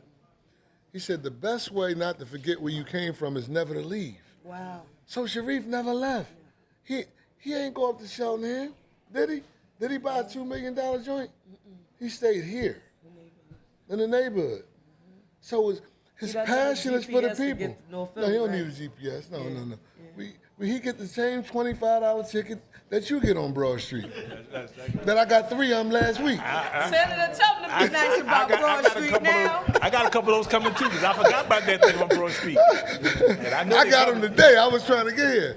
But no, but Mayor Parker, you always talk about the passion and love that we have to have for our city.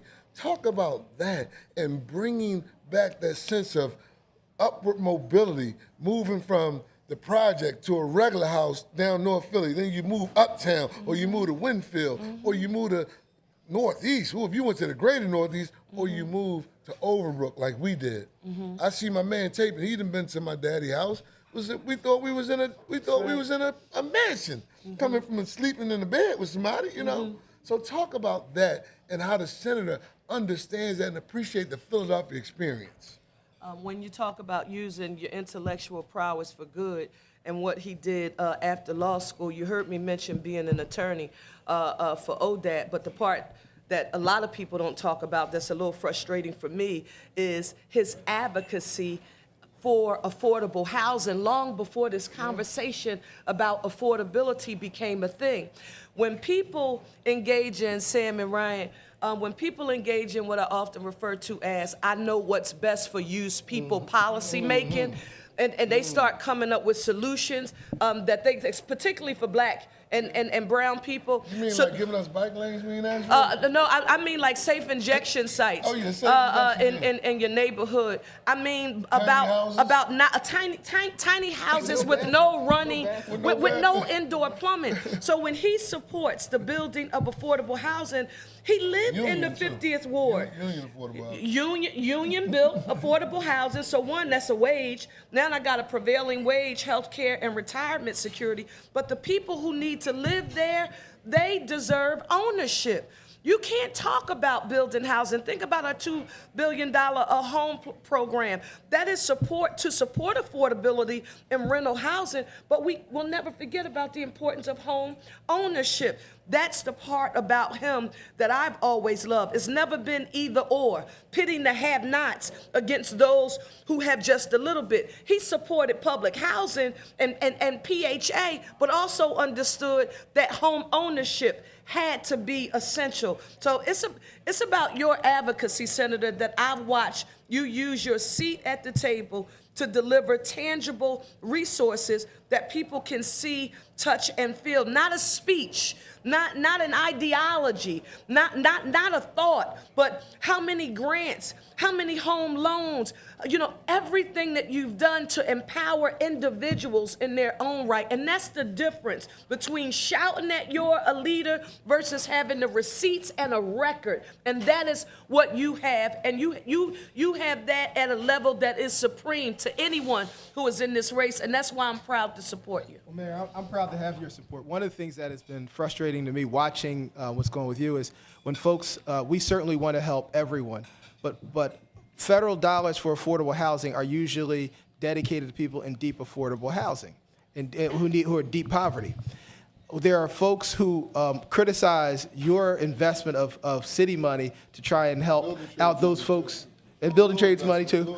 But that plan, the mayor's plan, talking about you're not going to help those in deep, but then they don't have a plan to deliver federal dollars for the very folks that they say they want to help, because they're just talking about the problem, but they're not talking about the solutions. Federal dollars around affordable housing always prioritize those who those in deep poverty. That's why it was important for you as and local government to fill in those gaps. And so, look, as a partner, I want to make sure that we can make sure everybody has a chance to do better, and we will deliver federal dollars for those folks that federal programs were designed to take care of. Sam has daughters around that age. They're starting housing, moving out, graduating high school. So he can understand that affordability crunch, because guess who's gonna make that down payment when they go? That's the daddy loan, right? So you need the affordability, right? So these kids so they can get out the house. Housing has come so far since I was a little guy in the projects, and even then they was called that affordable housing at the time. And so when you look at where things are now, and I look at PHA in particular, those places they're building now is just like condos. I went to 10th and Jefferson and went to high rise, and you go in high rise, you forget you're in a public housing place. So anything that our senator could bring to add to that is very, very important for our people, especially our young people, because there are all kind of programs now for them to own houses at young ages.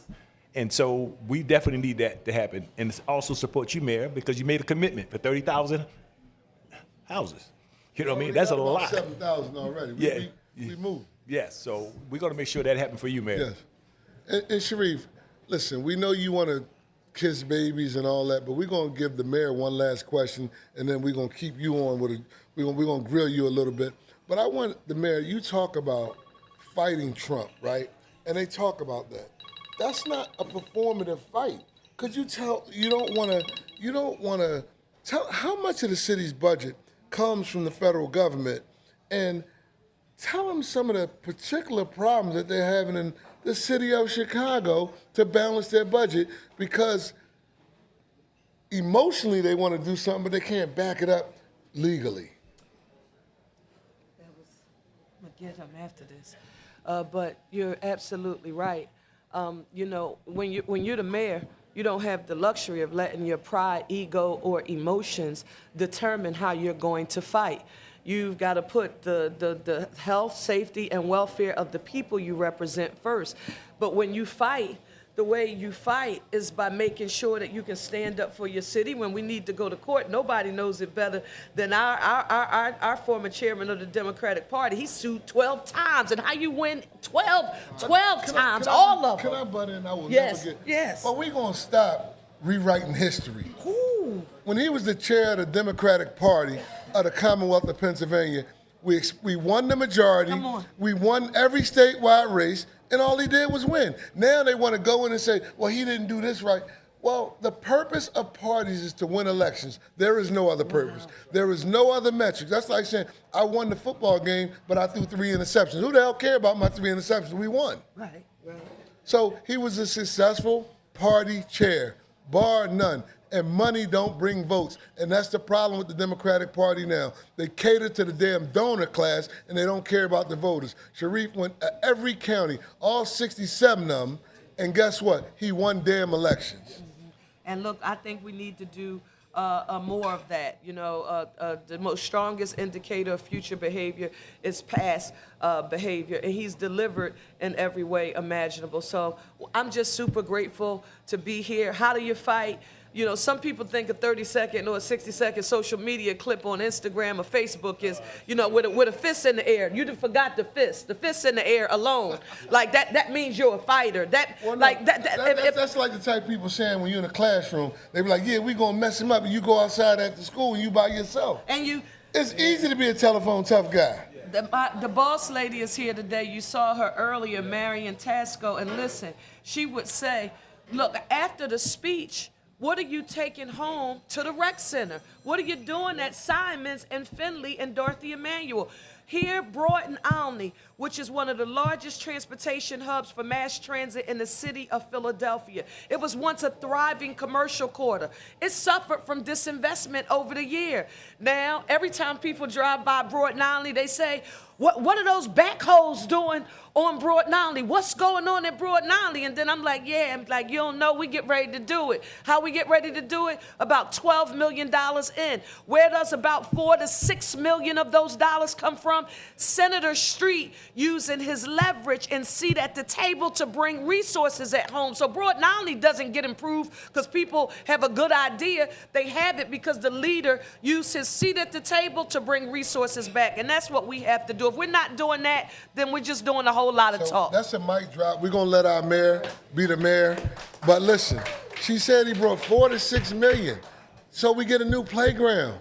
That's tangible results. Yes. That's not a Facebook post. Yes. So Madam Mayor, do your job. And as Sam said, see, when Sam says something, we gotta move out. So it's 30,000 units of affordable housing. And you know I like to try to get to 40 because, you know, let's be a doer. And you guys are doers, and that's why you got the support of one council, one voice. Like we got one Philadelphia, one Pennsylvania, and one country that we turn to 250 and watch us show out for our party. Thank you. Thank you all. Let's go. We're going to hit the streets.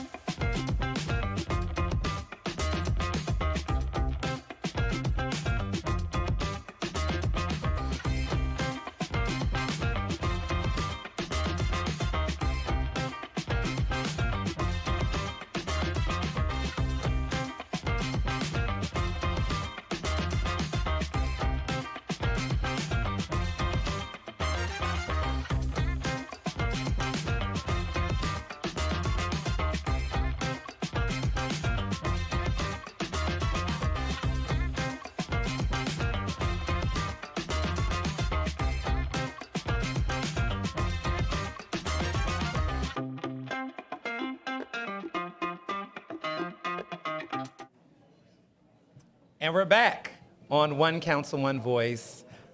Guest hosted by myself, Ernest Owens, and I am here with State Senator Sharif Street, who is running for Congress in the 3rd Congressional District. I'm happy you're on. Glad to be on. It's just us two now. It seemed like earlier, you know, I don't know where everybody went. They was too scared to stay on air. But no, you're in this race. This is a very consequential election. I mean, look, a Democrat's going to get the seat in November, right? Right. It's down to really, it's 4 people running, but it's really the big 3.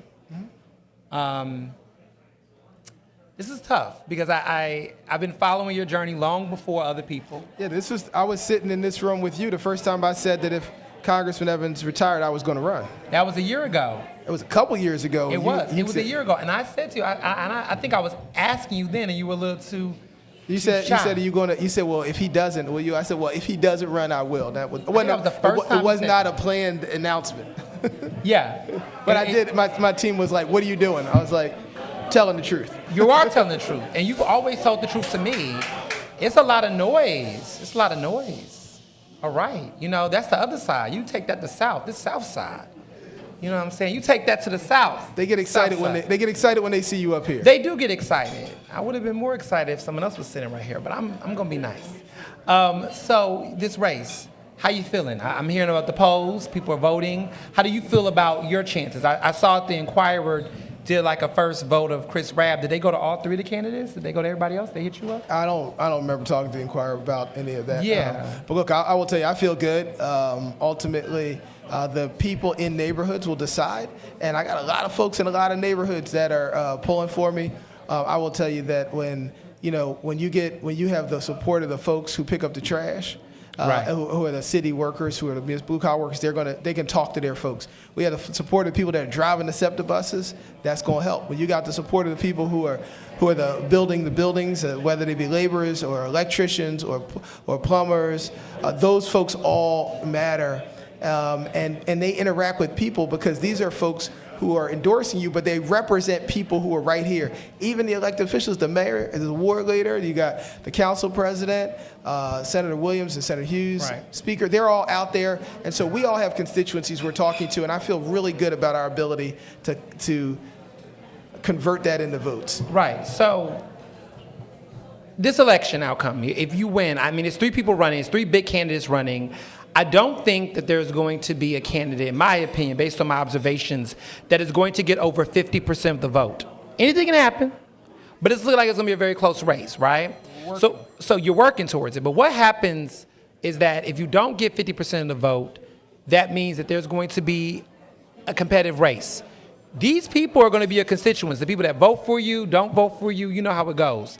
How are you going to work to bring people together? Because when these elections happen, people get fractured, their base is what keeps them, and then, everybody goes other way. And this is a question I typically ask the candidates because you got a strong base and I think you have a good chance of winning. I think if I was predicting today, in my opinion, I think it's between you and Chris Rabb. And you all are on very 2 ends of this race.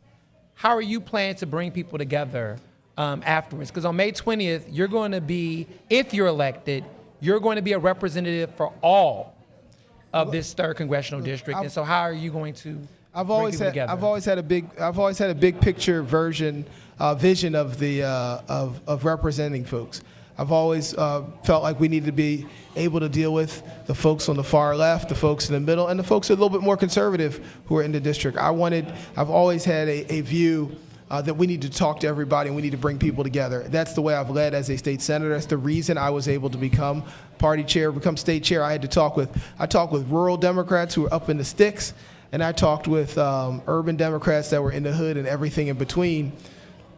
And we're able to bring people together. And I had a divide. And when I ran for party chair originally, it was a contested race. Yeah. We won, and immediately talked about bringing people together, which is what I've done. And even in the legislature, when you look at as the divisions between Republicans and Democrats, the accomplishments we've had around getting the Pennsylvania Healthcare Exchange done, getting violence prevention money done, getting money for individual projects, all of that required a level of cross-collaboration, even with people with whom we disagree on many things in the Republican Party. So we've been able to work with, and I get criticized for that because I'll talk to them. Right. But then everybody likes the resources that come back, and they like the results of a Pennsylvania Healthcare Exchange, but then they don't like the process of Right. getting the results. But I want to be specific here. I'm not talking about Democrats and Republicans. I'm talking about Democrats internally. Well, I'm saying- because I will tell you, right, you have a situation in this city right now where the Democrats are divided. You know, you got these far left progressives, you got, you know, whatever they call moderate centrists, true blue, whatever. And this election really brought out a very, I think, divisive energy. And it's interesting because I know Democrats that will hypothetically walk with a Republican state, you know, as a Republican senator to Del Rossi's cheesesteaks and have cheesesteaks with a Republican senator that is aligned with Trump, but can't talk to a more pragmatic, progressive black journalist, even though they're on the same aisle of the arena. So I noticed that certain Democrats, right, can easily walk across the aisle. You know, you got Fetterman doing that, but can't have those conversations with other people within their own party that have a lot of things in common and can probably do a lot more to unite. When you think about what happened in 2024. Well, did you ever think that it's not the ideology they're scared of, it's the intellectual capacity that you bring? They're scared. About me? I'm saying that folks may not want to sit and talk with you because, brother, you're smart, and they may not think that they can keep up with you intellectually. They may not think that they may not want to have their ideas challenged, which is what journalists are supposed to do. I agree. I respect that, and I'm not afraid to have someone who can intellectually challenge me. Look, But I'm just being real. I think it may not be your ideology, but your intellect that they fear. I can see that. But that's a problem, though, right? Because you're supposed to, because you got to be able to be. You got to grow. Yeah, and I think the Democratic Party, and this has been my critique, is that I think that there's a good chance that you'll win. But the energy that has come in these last couple of days, this energy got to be 365. This energy got to be 52 weeks in a year. It's been, as someone who covers elections, because I'm not one of these people that just popped up. I'm not one of those paid content creators getting $4,000 or $500 to post about someone I don't know anything about, right? That's true. I'm here every year, every week. And the level of energy I've seen in these last 48 hours, 72 hours has been impressive. And I said, gosh, if this was the energy we had, or at least the momentum that we had, it wouldn't be so much, you know? And so I'm thinking that 2028 is gonna be soon. You know what it's gonna take to get people across. Because to me, it's not even about whether Philadelphia is gonna show up. It's about how much they show up, right? We saw what happened in 2020, right? When Democrats showed up across the board to elect Biden. And then something happens in 2024 where lower voter turnout, and then we don't see it. So what are we gonna do in 2028? Let's tell the story about that too, because folks, it is interesting that the folks who are part of who are architects of our defeat in 2024 now want to criticize the party for it. There were people on the far left who said, just vote uncommitted. Right. There were people there who did not want, who encouraged people not to vote at all. And there was an undervote. And so what I would suggest is we've got to get people engaged and involved. I've always advocated that. But what I think we can do is focus on the results for people in communities. And if we do that, I think we have a good chance of getting this done. Yeah, and I know we got 3 minutes before we take our break, but what are some, a lot of the race has been talked about one particular issue, right? What's going on in the Middle East and who's getting money from who, and those are important issues. But when I'm talking to voters, they're worried about affordability, gas costs, the cost of living, school closings. You got endorsed, which was a big shocker to some people. This is one of the big endorsements that I don't think a lot of people talked enough about. You got endorsed by PFT.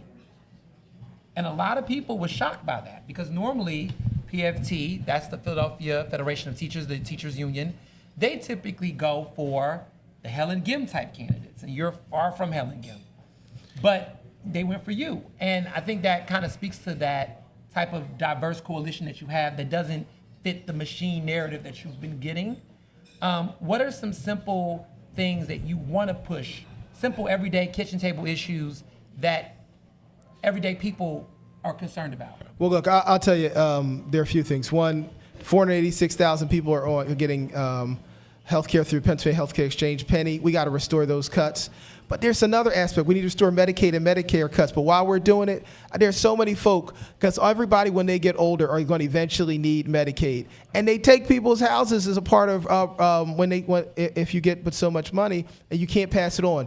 We need to make sure that your primary residence is exempted from Medicaid recapture. That's something that regular people care about. We need to make sure that we bring down the price of gas. We need to make sure that these tariffs bring down the price of groceries. Yep. We need to make sure that we continue to invest to bring up the minimum wage. And guess what? I would love for 25, but if $15 is on the table, people making $7.25 would take the $15. They wouldn't say, just wait till you get 25. Oh, I agree. My brother who lives in Houston, my youngest brother, got his first job. He's 16. He's working at PacSun, which is in the mall. He's getting paid $14.30. And that's minimum wage for him. $14.30, and he's 16 years old. And that's in Houston. And so when I hear stuff like that, and I tell people in Philly, there's people in Philly, he's 16, $14.30 working at PacSun. Yeah, but see, this is an important point to make. Right. There's some of those folks who say, I think they should have $25 or $100. You gotta but get somewhere. But then on the other hand, they will turn down, vote against the $15 that's on the table to actually help people improve people's lives. And what's the current lives. number so people can know that? $7.25. So that was double, and that's not even good enough. It still wasn't good enough. But we can't afford to wait. Right. We can't afford to wait. So we're going to go on a quick break. Look like we got a real interview, right? I know that was, not to say that was a meeting. We did an interview. This is an interview. We will be doing a little powwow. This is an interview. We're going to be right back on our break. We'll be right back.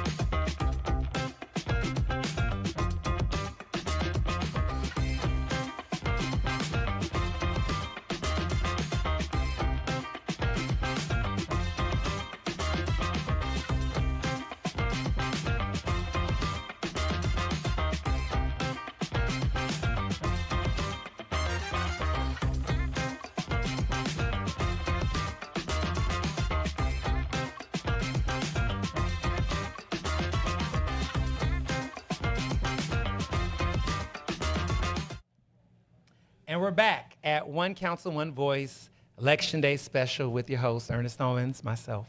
And I have two members of the Royal Labor family in Philadelphia.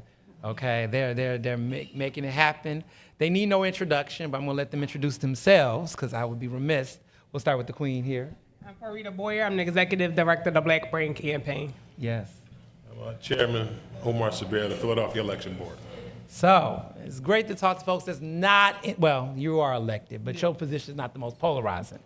But I want to ask you, starting with you, Farida, how you feel about this election today? I'm excited. I always like to see the opportunity of people who support the work that, for me, what the Black Brain Campaign does, that's running for office, so that we can continue to work together to make change in the community. I just was sitting here listening to Senator Street. He's been a big supporter of mental health for a very long time.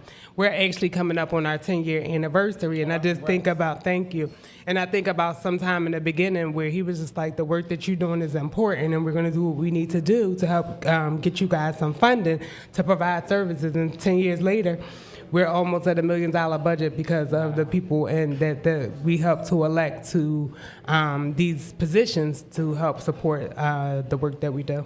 Absolutely.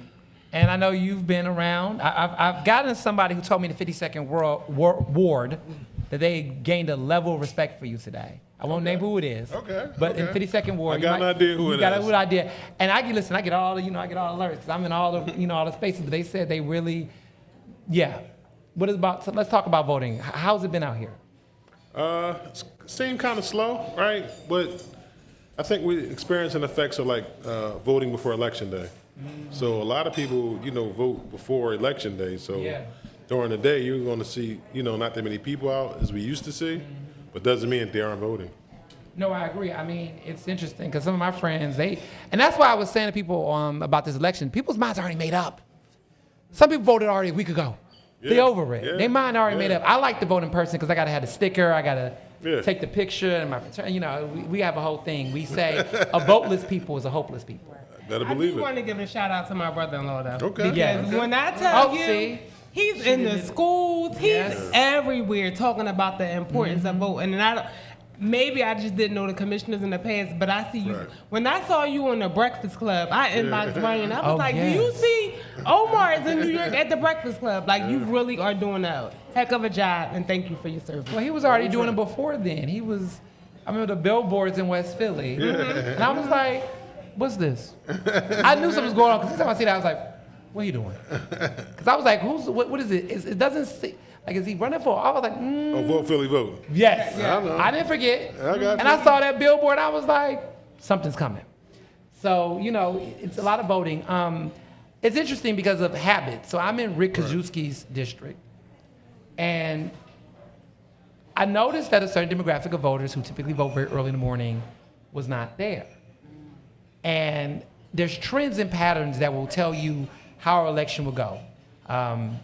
Before the redistricting, I was in Almond Brown's district, and that race between Almond Brown and Cass Green was very, very, very, very close. Yes. Very close. And what was interesting was that district has a lot of progressives, white voters that live in the area. I'm in the University City, West Philly. I'm in that. It's very, Gautier's district. And normally the signals suggest that whenever they're, black voters, we be on CPT sometimes. We don't all vote early in the morning unless you're in Mount Airy. But if you're in other parts like where I'm in West Philly, they coming out a little later. Like I was number 27 at like 9:30. But when I pop by around that 4 o'clock, 5 o'clock, 6 o'clock, that's where we're at. But in West Philly, a lot of the white voters, the progressive voters, they go early. They don't want to be around the rest of us. And so they vote very, very early. And this year, and they vote by mail, but this year it was very it wasn't as heavy normally. And I don't know if that's saying something. And because it's also a thing with them, they don't like the sun, the heat. There's a very different energy. Like if it rains, we don't vote. Black voters, if it rains, we get a little scared. I vote all the time. But I just noticed trends. The weather is very nice outside. And if you are a candidate running, you better have some water ice, some pretzels. You better do what you got to do. Because everybody's outside. So I don't want anybody to say I couldn't make it. Because first of all, you're off work. You can go outside, get some water ice, get some water bottles, do something. But there's just cultural trends I'm noticing. I'm seeing a lot of people that look like us outside already. And I'm just talking to people, I'm saying, what you did today? Oh, nothing, I'm trying to see, go to the polls. Yeah. I'm telling people to go to the polls. If I see you outside on election day, go to the polls. That's right. There's no excuse because you was outside doing everything else. Go to the polls. There's one of King of Prussia getting them watches and waiting in line for all that stuff. Oh my goodness, yes. Ready to shut the daggone mall down for some watch, But they can't shut these precincts down. That's what I'm talking about. But we see it though. And so I do think the weather is really nice today. I wore a jacket outside and I didn't pass out, so that's a good sign. But it's going to get better in the evening. I think the evening time will be there. But, what are we predicting for voter turnout? What is it, 40%? What are we thinking? No, I don't think it's more than 40%. Well, so we base it off of the mail requests. Okay. So it's actually lower than 2022. So we'll see. I mean, more people vote in the machines. I mean, we'll see. It's just so unpredictable. Do more people vote in the machine than mail in? Oh, yeah. Okay. Absolutely. And do you know the results of the mail-in already or no? We know the results. I can't tell you. It's after 8 o'clock. But you've seen some of the mail-in votes already? Yeah, we seen them. We started counting them at 7 o'clock. Wow. Did that tell you mail-in votes? Does that often determine how mail-in votes show up, how election turns up? More than likely, yeah. Just the sheer turnout of it, and then you start to see it. I mean, we already know who votes by mail. So if you're more of a homeowner, right? If you're more affluential, so there's like college degrees, you want to vote by mail because they just don't, they don't see the point. They got to go to work. Yeah, and then for a long time, we always were looking at, the idea of somebody not voting on election day was this black voter who didn't really care about democracy. But it was surgeons, it was doctors, it was lawyers. Yeah. They were just stuck. I'm doing a surgery. I can't vote today. So, vote by mail opened up the doors of democracy for a lot of people. Yeah, that's interesting. And this is a very interesting district. I mean, you have some affluence in the Northwest, but there's also a lot of deep poverty. And, the level of energy on social media around this election was crazy. Yes. I haven't seen so much misinformation, disinformation since 2016. Yeah. I mean, it was wild. Yes. And you would have thought it was a Democrat versus Republicans the way people was cutting up. This is It got in-house. nasty. It got very nasty. Farida, we're going to need some healing after this one. Yeah, we got to bring everybody Black together. women, I'm we serious. got We some really got to bring therapy. everybody. We got to need some healing after this one. I do have a question though for you. Yeah. Why do you think that people, when you talk about people that live in poverty, like what prevents them from voting? Well, I mean, that's the question that we always ask. I mean, they just typically just don't want to be a part of democracy. And I think it's more of a mindset. Like, I don't know. My life ain't going good. Yeah, it just don't matter. I'm cool. Sometimes I think they don't even realize it's election day. No, they know it's election day. Oh, they know. But it's just if I know somebody that's doing it and I feel like I'm going to have access, I'm going to come out and vote. But if y'all doing y'all thing and y'all ripping and running, I ain't a part of that. I don't really care who wins. Like, I don't y'all know got why, it. one of my biggest thoughts, putting it out there, I don't work on campaigns, but I'm just putting it out there. There's these events that people have the day before these elections or 2 days before. And I just wonder why don't people throw more events the day of? Like, granted, this is great, right? But I'm thinking about like a seat at the table, all these other events that do things. I just wonder why those types of things are not happening the day of the election. The day of election, right? Because I feel like there's always this stuff leading up to, but people go to the party, eat the food, drink the drinks. They're like, yeah, I'm gonna do what I'm gonna do. Yeah. And then turn around and then don't do it. I agree. But there's an accountability. Right. Like in Houston, when I was growing up in Houston, there was this Wrap It Up campaign, and there was a free concert, and if you had got they made you do, it was about HIV and STIs. If you got tested, you got free entry to the concert. And so I'm just wondering, where's the incentives for voting? To say, if you wear an I voted sticker, you get to go to this party. Well, you can't do that. You can't do that? Against the law, man. Damn. Yeah, you can't. Yeah, You you gotta find can't. something. Whoa. There's can't gotta do be it. some way. Okay, fine. But But you can have a concert for democracy. Just have a democracy Everybody concert. is welcome. Welcome. But you can't But do if it, you have more awareness the day of, I agree. have these incentives, breakfasts and free coffees, just to tell people get out the vote the I day agree. of. Yeah. How quickly it will make people feel. Because I think that's something that's. But it used to be like that though. Like when I was younger growing clearly. up, you had the motorcade, you had people going around. It was like it used to really be an event on election day, and that's when we used to see those higher voter turnouts. But now it's just like It's gotta change. And you know what? A lot of the consultants, right? A lot of consultants don't look like us no more, and they tell these people they take all their money and tell them, do posts on social media here, there. But a lot of times it's like it's simple, common sense stuff, man. It's not. Yeah, it's not adding up, and I think it's got to. Like, I think you got two more. Well, you got two more test runs. You got a test run. November 2027. Well, the council members, that's going to be the Yeah, council. That's a test run. That's a test run. Because you got 2028 right after. Yeah. And I think that there needs to be a very different level of engagement. And sometimes, this is my theory, I could be wrong, but my theory is that Democrats, the Democratic machine, the party, don't really do a lot to do voter turnout heavily during primaries because they fear that that is going to impact the outcome of how they want their likely candidate to get it. That's my theory. It's my opinion. Well, it's not your theory. I mean, low voter turnouts favor incumbents. I mean, Right. We got But, that. No, that's just traditional. Democrat, Republican, anybody. No, I know, but I say this because I have to say that. Oh, I got you. I can't pass it as fact. No, I got you. But the data does show that.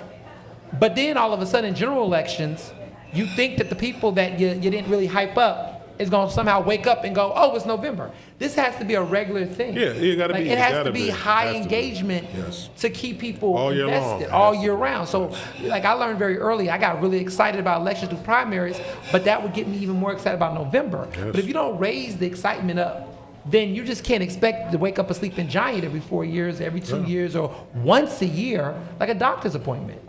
Well, that conversation really goes to the national parties. Uh-huh, Right? I agree with that. They have to feel like they have to invest inside of every election, not just that one every 4 years. That's right. You work as a professor with the Yeah, with the I younger am. generation. I see you at high school speaking to the younger generation. Yes, yes. Do you feel like they're actively involved in this process, like they have a seat at the table? I think that the big thing I will say, you know, in putting this all together is representation matters. Like it matters. One of my frustrating things is that I'm 34, I'll be 35 in October. And I don't see too many people like me enough getting platformed as a journalist covering these elections. Candidates forums don't have us. We're here. We're not seeing them speak to the press, even though they're working on campaigns. So when you don't have that representation being seen throughout the political process, then they don't see themselves, they're not going to show up. Well, if you get younger candidates, you're going to see younger people vote. That's right. You need younger like candidates. Mom Donnie was out there. But The my younger age, she is. our birthday's not too far. Same age, You gotta get but that's younger how you saw candidates. historic You gotta younger get people younger come up. candidates. You also Yeah. got to get younger people involved throughout. Campaign managers, field organizers, journalists, and media. You got to bring them, even if you don't like their opinions, because if they feel like they're involved, they're going to show up a different way. Yeah. So, yeah, I would say that. Yeah. Thank you. Thank you. Thank you.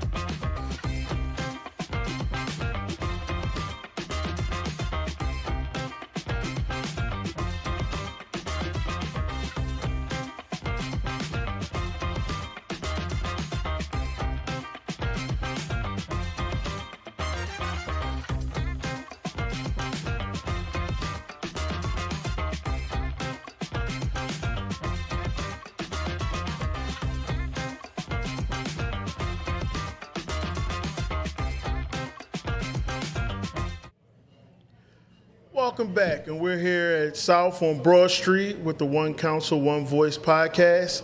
And look, we're coming to an end. It's been a great evening. You know, we shared some laughs, we shared some, you know, relationships, you know, different things that we talked about that helps us move forward. The plan is to move forward with this podcast, with our collaborations, and we would like to thank all of the people that have invested in this podcast, invested in this Election Day event. This Election Day event has a long-standing history. We began with Congressman Dwight Evans up in what was that? Ogans Avenue at Relish, and you know we carried the baton on, and I'm very happy about the results and pleased with the results that we have here as South. I want to thank the whole South staff. Yes, thank you, South. Everything that was done here is great. From you know, organizing to hospitality, the food was delicious. Space, the ambiance, all of this stuff is just beautiful. And you know, we really appreciate these guys for being our partners. Thank you.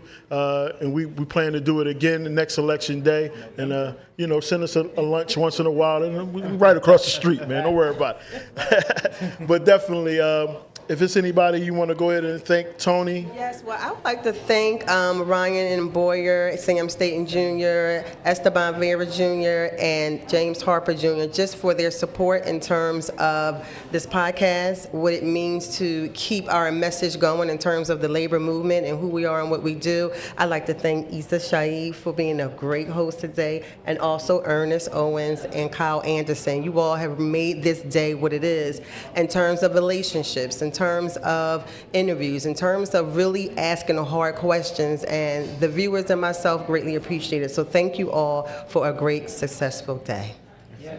Thank you all to Laborers District Council, to LIUNA, to everybody who is at Black Leadership Pennsylvania, everybody who has really amplified this election to get the votes out and for continuing to bring different voices to the table, to have the necessary conversations. I wouldn't even call them tough, necessary. Necessary, that's the word. They can be both. They can be tough and necessary. I think we've had commentary and information from some of the best leaders in our region. It's been like a master's class just listening to these folks talk about their experiences and how this system is supposed to work. I think one of the things, speaking on behalf of Black Leadership Pennsylvania, which is an organization designed to help increase Black turnout and engagement in key wards, initially across Philadelphia, but eventually across Pennsylvania, one of the things that's really important to us is that after this election, we all come together and start talking about the ways to address the issues that are plaguing our communities, because they are not the kinds of things that one person can fix. It's going to take a group effort. It's going to take all of us together. Even those of us who don't agree with each other can work together. I think that's critically important, and just really glad to be here. Yep. And I want to just close out with, echoing what Tony said, thanking our leadership, Ryan Boyer, Sam Staten Jr., Esteban Vera. Special thanks to Esteban Vera, Local 57, through all of our political organizing throughout the year. We've done a lot of mobilizing out of that hall and getting all of our members involved in the voting process. I really want to say thank you for that. And Harper, he's out there in Chester, but he's part of the family. So, definitely we appreciate him as well, too. And last but not least, we want to thank the members. The members make this possible. Yes, thank you. Every member, every person that comes in, into these halls and they, embrace this brotherhood, of solidarity. We just really want to say thank you. We appreciate every part of, representing you. I do. I appreciate representing you guys when it comes to the political aspect of this union. Getting to know these elected officials, it just doesn't happen overnight, man. Sometimes I got to remind myself how long I've been doing this stuff and starting to have these grays here. But it starts with like community relationships. Like I said, like some of these people are my neighbors. We talking about issues that's just in my neighborhood. I was one of those guys that just raised his hands in meetings. Hey, look, man, something ain't right. How do we fix it? And that's how it begins, and the tree starts to grow, and before you know it, you're somewhere where you never thought you would have been 10 years ago. Oh yeah, I just reached my 5-year mark, so I'm part of the pension club.